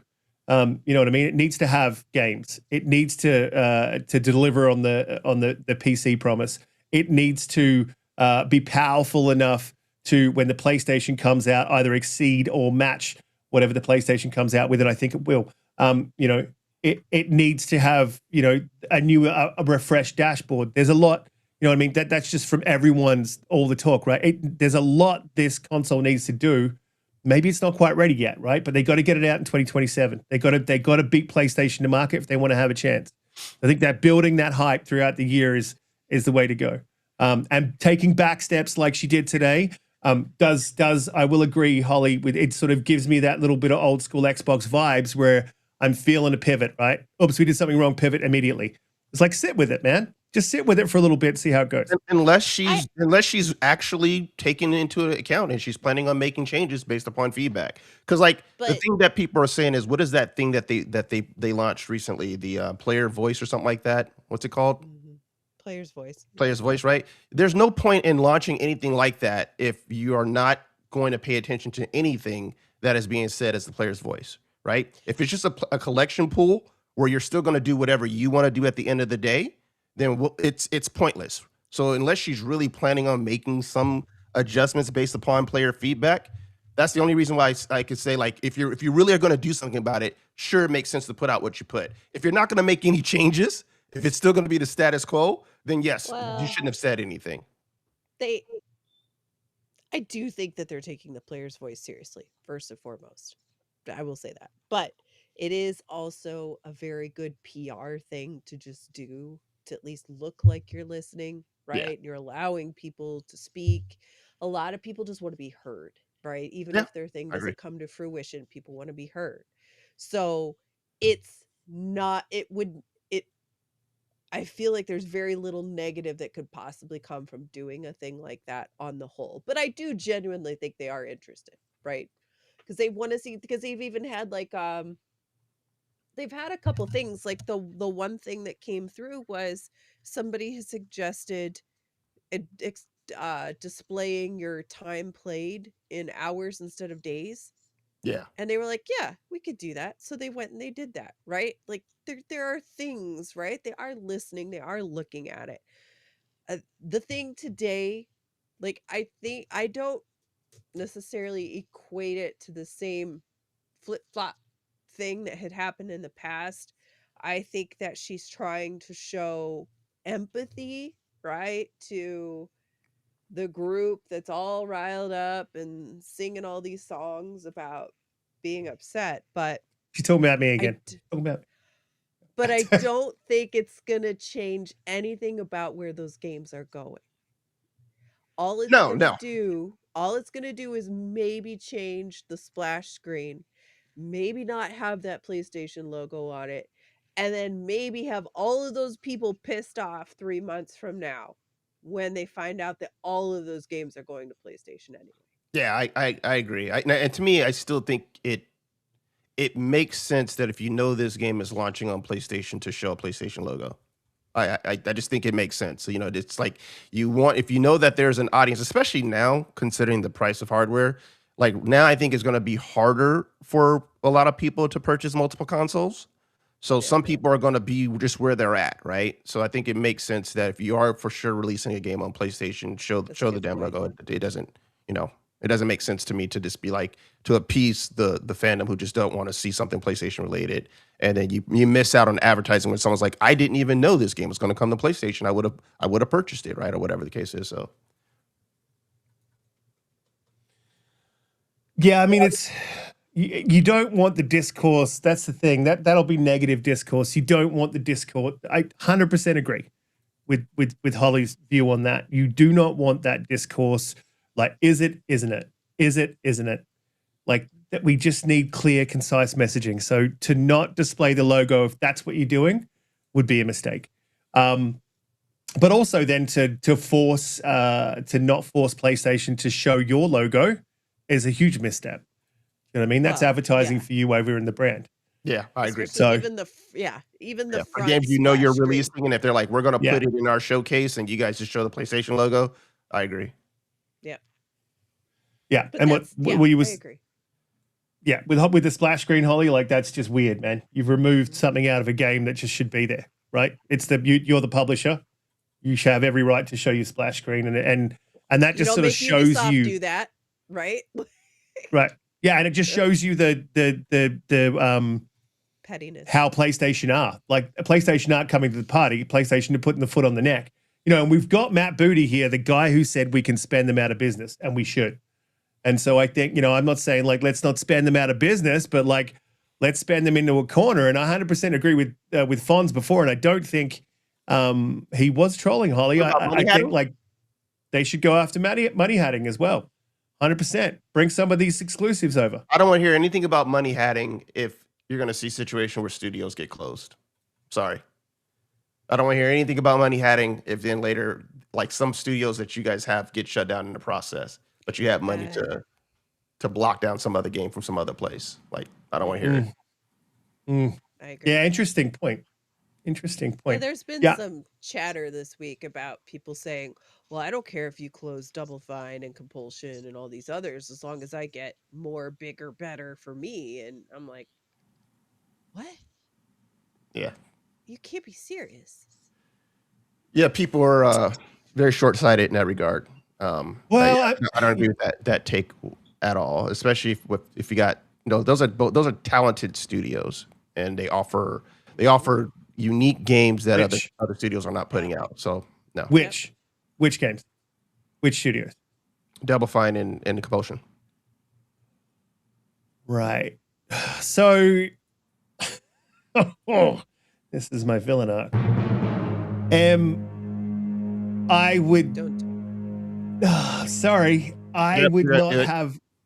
I'd not have a very big problem with them shutting down Double Fine. I'm probably on that.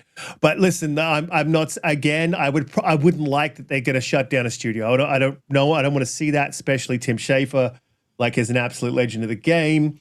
But I think ejecting him from Xbox Studios would not be a terrible thing.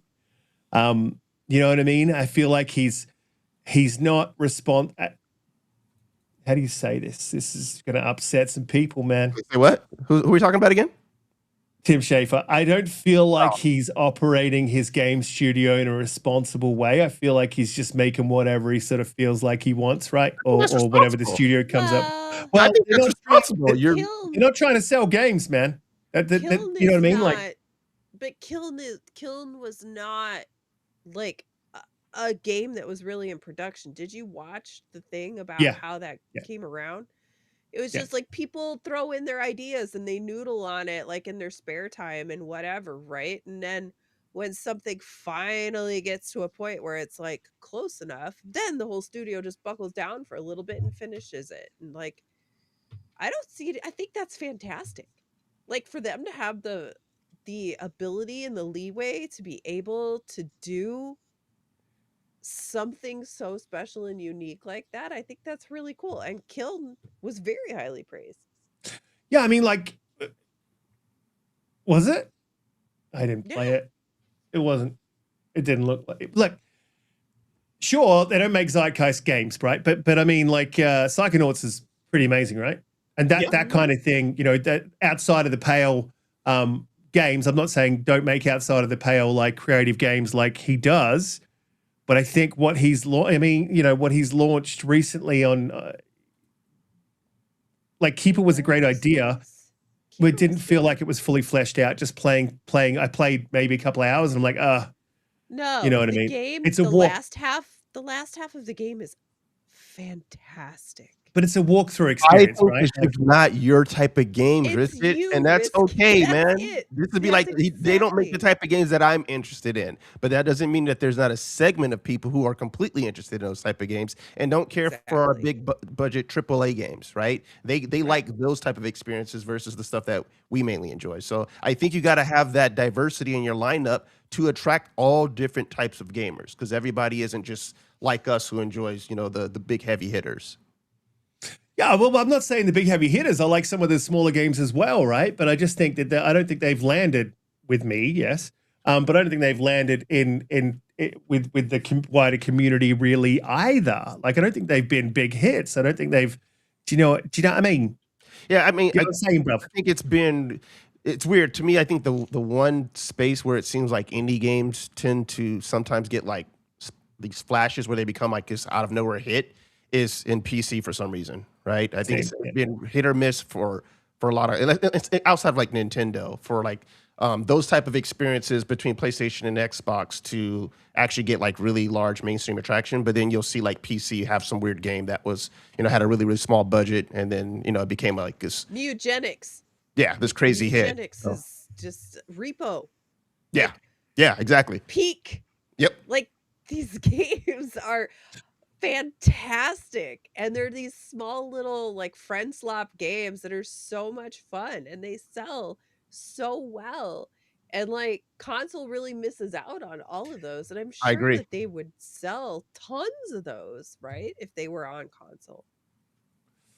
And I think it's Yeah. harder to like, you know, like I hear what my man saying about like, you know, it just needs to be a hit. I think that's harder these days to properly predict. Even with like even large games that have, you know, big budgets and are you know, properly forecast to, you know, it's like it just depends on what the demographic is actually going to be into at a particular time. And you would like, there's certain games that I'm like, oh, this is definitely going to be a smash. And then it comes out and it's kind of like, oh, it didn't do as well as it thought, right? Because next thing you know, like that studio got shut down. And then there's times where like, oh, this game completely, you know, met expectations and blew it out of the water. I think those are a little harder to predict the way it used to be. Used to be like 6, 7, 8 years ago to predict what was definitely going to be a big game. Yeah, for sure. Like things come out of the. I mean, look at Fortnite. You know, things come out of the woodwork. Sometimes they don't land, and then they get a bit of a re-up, and away they go. And Repo Holly, my son, was calling me about that. He just built a PC. I'm fairly certain he did it because I was doing it, but he just sent me a picture, like this sort of sidestep here. But he sent me a picture like of this PC in parts on the ground of his apartment. I'm like, what? He's like, nearly there. And I'm like, what the hell is that? He's like, it's a PC. And I'm like, why are you doing? And why is it on the floor? It was on like a bathroom towel. And I'm like, and he's got his friends on Discord and they're all trying to put this thing together. It was absolutely crazy. But he's just started playing Repo with his friends and they're loving it. He's telling me about it. I knew about it because from you. And I'm like, yeah, I think I know which one that is. Oh, that's terrible, Donte. That's terrible. Tell him he hold on. He has to play Lethal Company with his friends. Where's my drum? Lethal Company is the best. It's so good. In Prox chat, not in Discord, in Prox chat. Oh, yeah, man. he wants me to jump in that. That is terrible, Donte. Where's my drums? Give me my drums. Yeah. Where's it at? Hit me up. There we go. Thank you. I don't have that on my board. That's weird.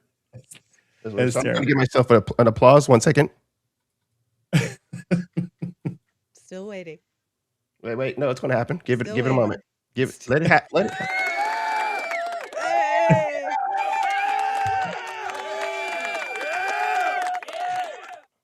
All right.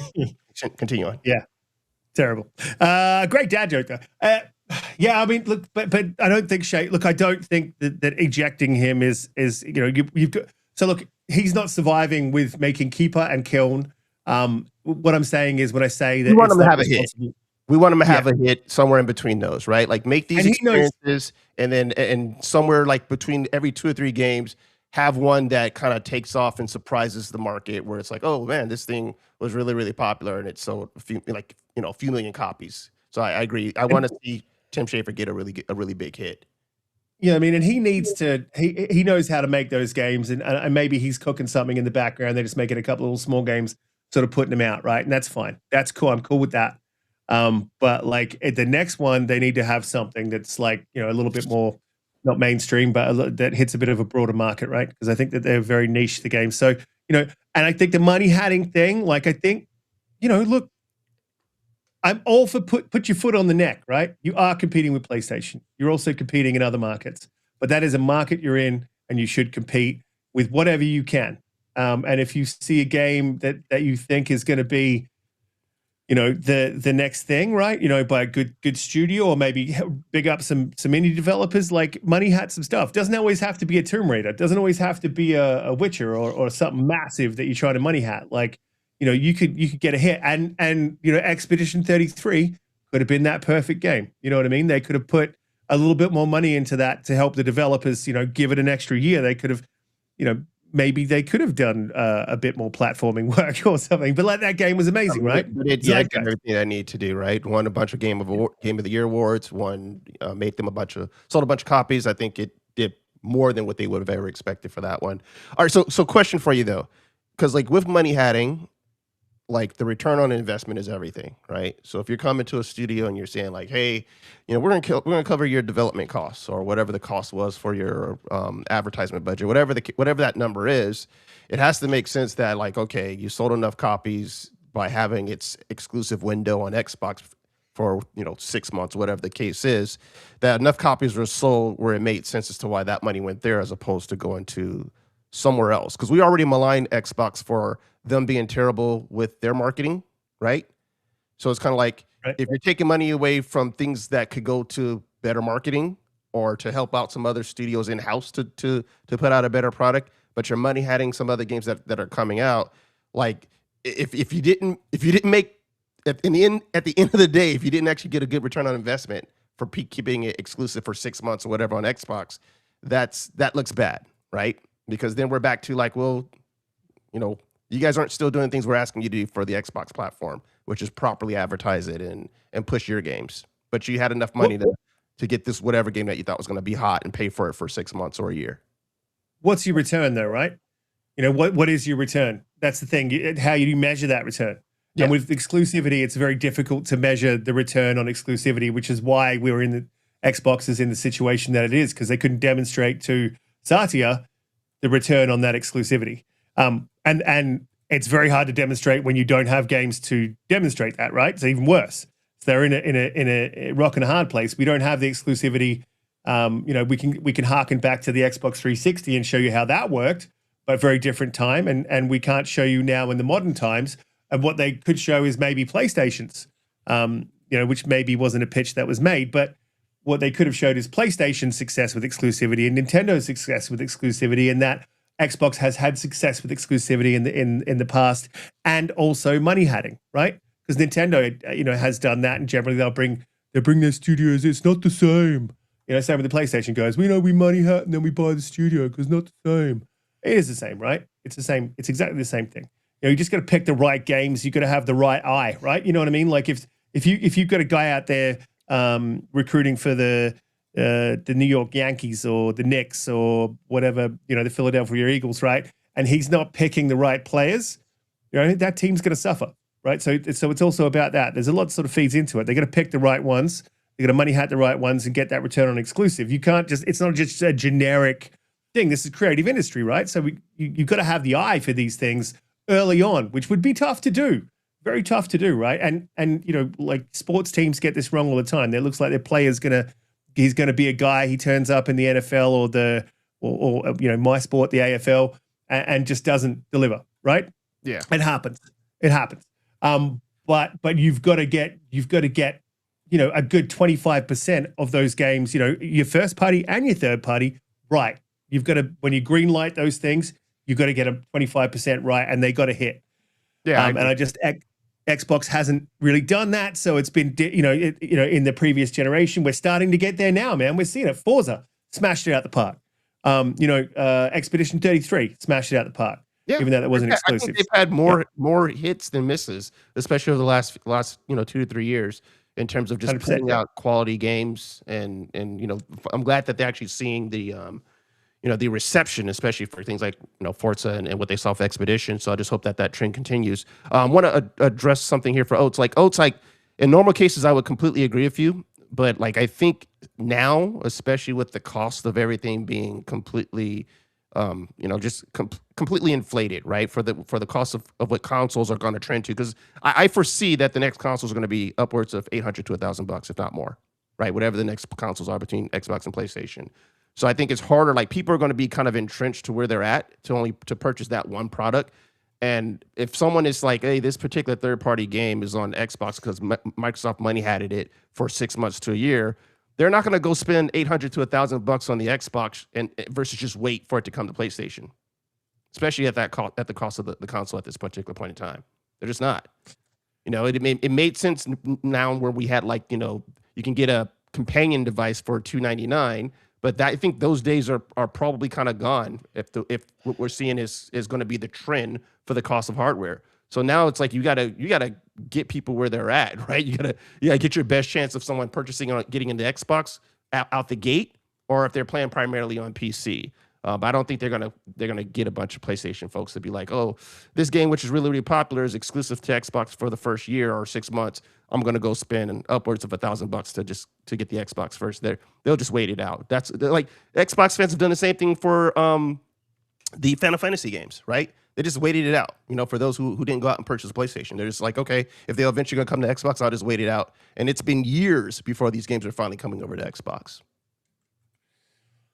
Yeah, there is a subset that'll do that, but like it's not just a one game. Holly, I know that this is not your favorite conversation, but it's not just a one game thing, right? You know what I mean? You build the trust with a set of first party, and then you add into the mix it is the PlayStation recipe, and it worked, right? They built trust after the PlayStation 3 with just hit after hit out of their studios, and then they picked the right third parties to money hat. You know what I mean? And that built trust in the brand, and people who were on Xbox, they went. Now there will be people who say like, we're not gonna, they're not gonna leave because of their library, but I don't subscribe to that. I mean, I've moved over to PC. Not really. It's to P console. You got that's what the C stands for console. To P console, personal console. But I moved over there, and there's a whole new library to build, right? And I haven't brought my entire Xbox library with me. In fact, it was shocking to see how much of my Xbox library did not come with me, right, to PC. So yeah, and then I have to repurchase if I want to play those games, or play them on the Xbox, which is, it's fine, 4K, 60 is okay, I guess. Wow. I wish we can roll some previous tapes. I really wish we could roll some previous tapes. I mean, listen to this guy. The 5090. Console purist. Crazy. Yeah, I gotta remove that from the name, right? Still up there. Yeah, look, I think it's not nothing happens like overnight. It's not a short thing they need to do. They need to build the trust, get it right with the console, get it right with the games, and if they're gonna go the third party exclusivity right, get it right with the picks, man. And it doesn't have to be the biggest game; just has to be the game that's the right game. There's a lot for them to do to get this right. But look, if Sharma's listening to the right people, I believe that she can. I believe she can do it. Monad with the it seems a little bit sick. Monad's also sick of me talking about the 5090, I think. Yeah. Look, we had a whole bunch of other stuff that I did want to get to as well, but we're sort of hitting the upper limit of the show's time here. There's a state of play coming up in June, in 2nd, so I just don't think they're going to have a patch. One of the things that one of those PlayStation guys said to me at work is like, I don't need to see anything else from Wolverine. I've already seen it. Just give me the game. And I'm like, well, that's it. You should be excited about seeing more, but they're not. They just seemingly want the game. Yeah, they trust Insomniac, and it's kind of like it's Wolverine, it's Insomniac, so therefore I just put it out. Yep. Yeah.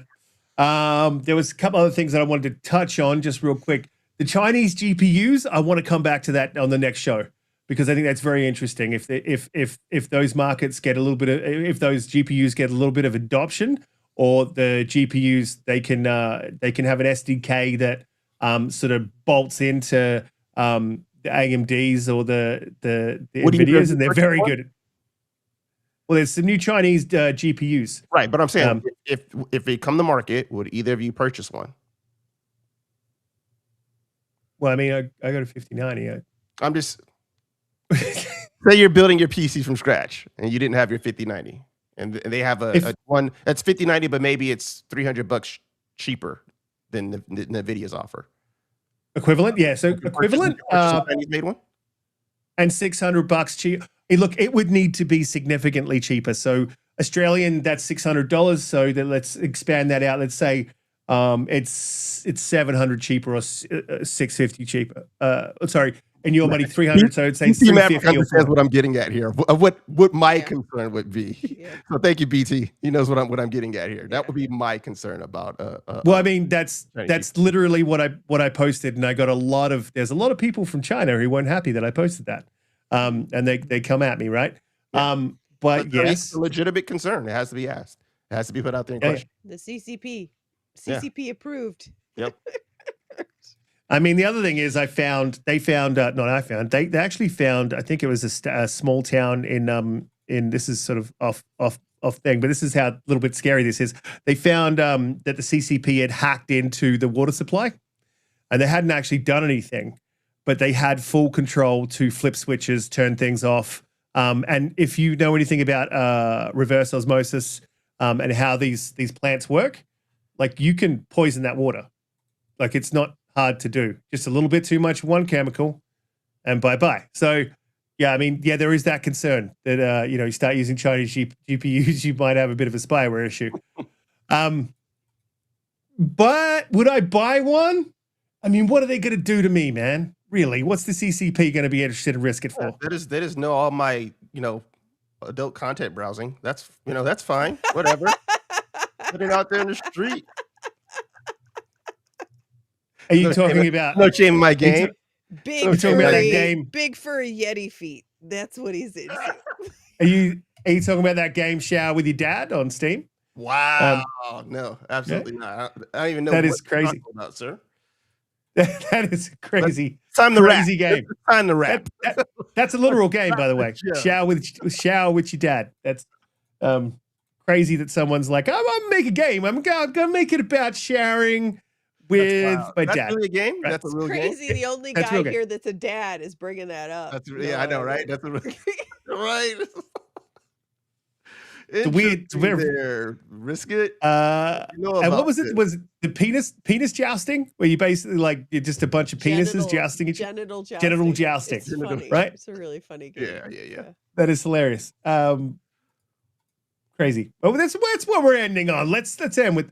Yeah. Oh, look, there is one other thing that sort of gives me a little bit of hope as well, because I just finished Halo Wars 2. Finally, stopped playing it after the first mission, because I wanted to play it with mouse and keyboard. Just way better experience. Bless you.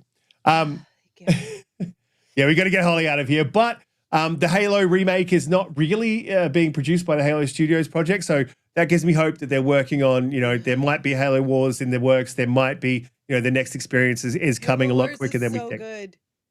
So good. Yeah, loved it. I'm actually going to download. Really good too. Did you? Oh, so good. Tactics? Yeah. It's hard. That you can play. That you can play with a controller, because that's turn-based tactical, right? So you got the time to play with a controller. It took them a year. They put it out on PC first, and it took them a year before it came to console. Yeah. Great game. I still prefer to play those games with mouse and keyboard. Well, look, let's get out of here, because I think Holly's hit her up a little bit. Feel better, Holly. Feel better. Donte, let people know where they can find you, what you're up to, and how things are going, and what's planned. Yeah, catch me on the socials, Donte J Moody. You guys will catch me here. We're obviously we'll be in LA next Friday, so won't have a show. But the week after that? Oh, a week after that, yeah. I think this is the thing. I explained this sort of live on air. So I am supposed to do what I'm supposed to do is 2 weeks while I'm away. I do a 2 weeks on site, and one of those weeks is days and one of those weeks is nights. And the reason I should be able to do the show on nights is obviously because I'll be back in where we stay at, right? The little hotel type thing, right? But recently they've had some issues with the project, so they've stripped out night shift, and that's where I run into a problem, because obviously I'll be at work on site, so wouldn't be able to do it. So basically, just depends on them. I've heard rumors we're going back to nights, so we'll see. But if we can get back onto a steady even keel, it'll be like missing one show and getting 2 shows in the month. If that makes 3 shows in the month, right? So we miss one, there'll be 1, miss 1, and then 2, and then 1. You know what I mean? So we'll see. We'll see how it goes. I'll get the lay of the land when I get closer to the time.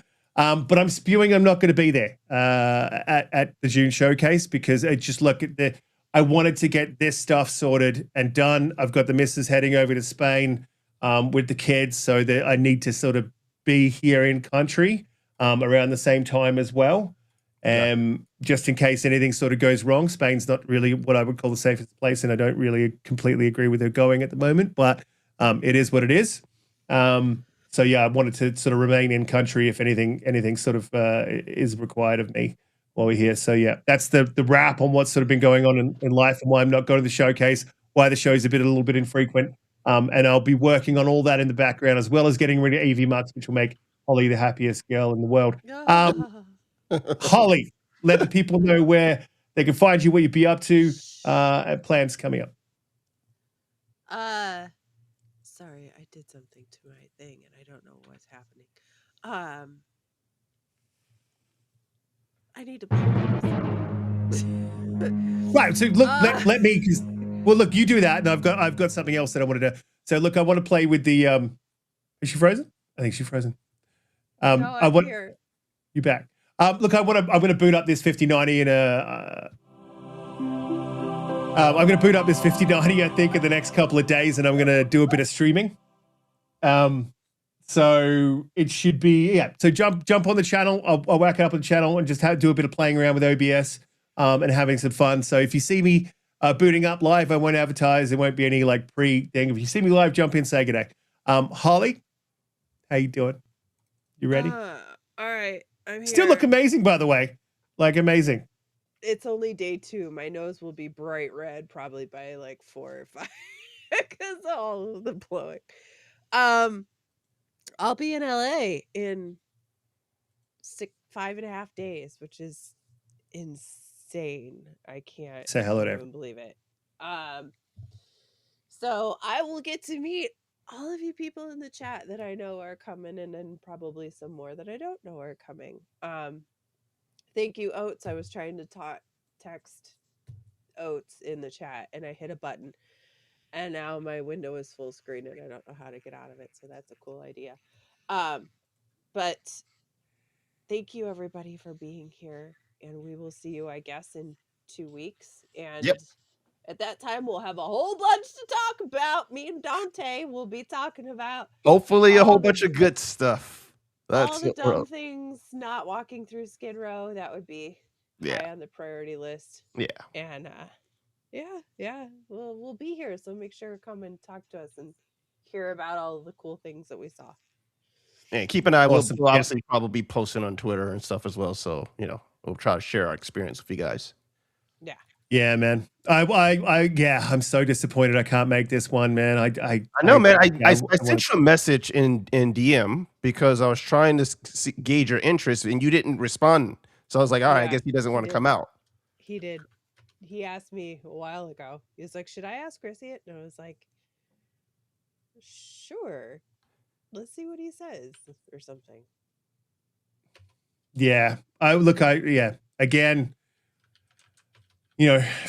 11 grand is what I dropped on this PC, as well as I need to be in country, man. So look, if Sharma does another one, Ashley Sharma does another one, which I'm hoping that they will, it'd be continuing, I will be at the next one, 100%. 100%. I promise, hand on heart. Hand on heart. If there's no But yeah, guys in the chat, you again have been absolutely amazing. I appreciate all the support. I'm hoping to get back to some more consistency very, very soon. I've got the setup rocking. The camera didn't die. I've gone away from the Mac. I'm into the PC. Everything seems to be working well with the show. So look, I've bought a 4060 so I can do this while I'm away. I just need to get the right travel mic, lapel mics, all that sort of stuff set up so I don't have this bulky setup that I bring with me everywhere. And hopefully get some consistency back. Thank you for all the support. Appreciate every single one of you guys. And I appreciate you guys on the panel as well. And have a fantastic time over there in LA. And we'll see you all in the next one. Enjoy your weekend, everybody. Peace.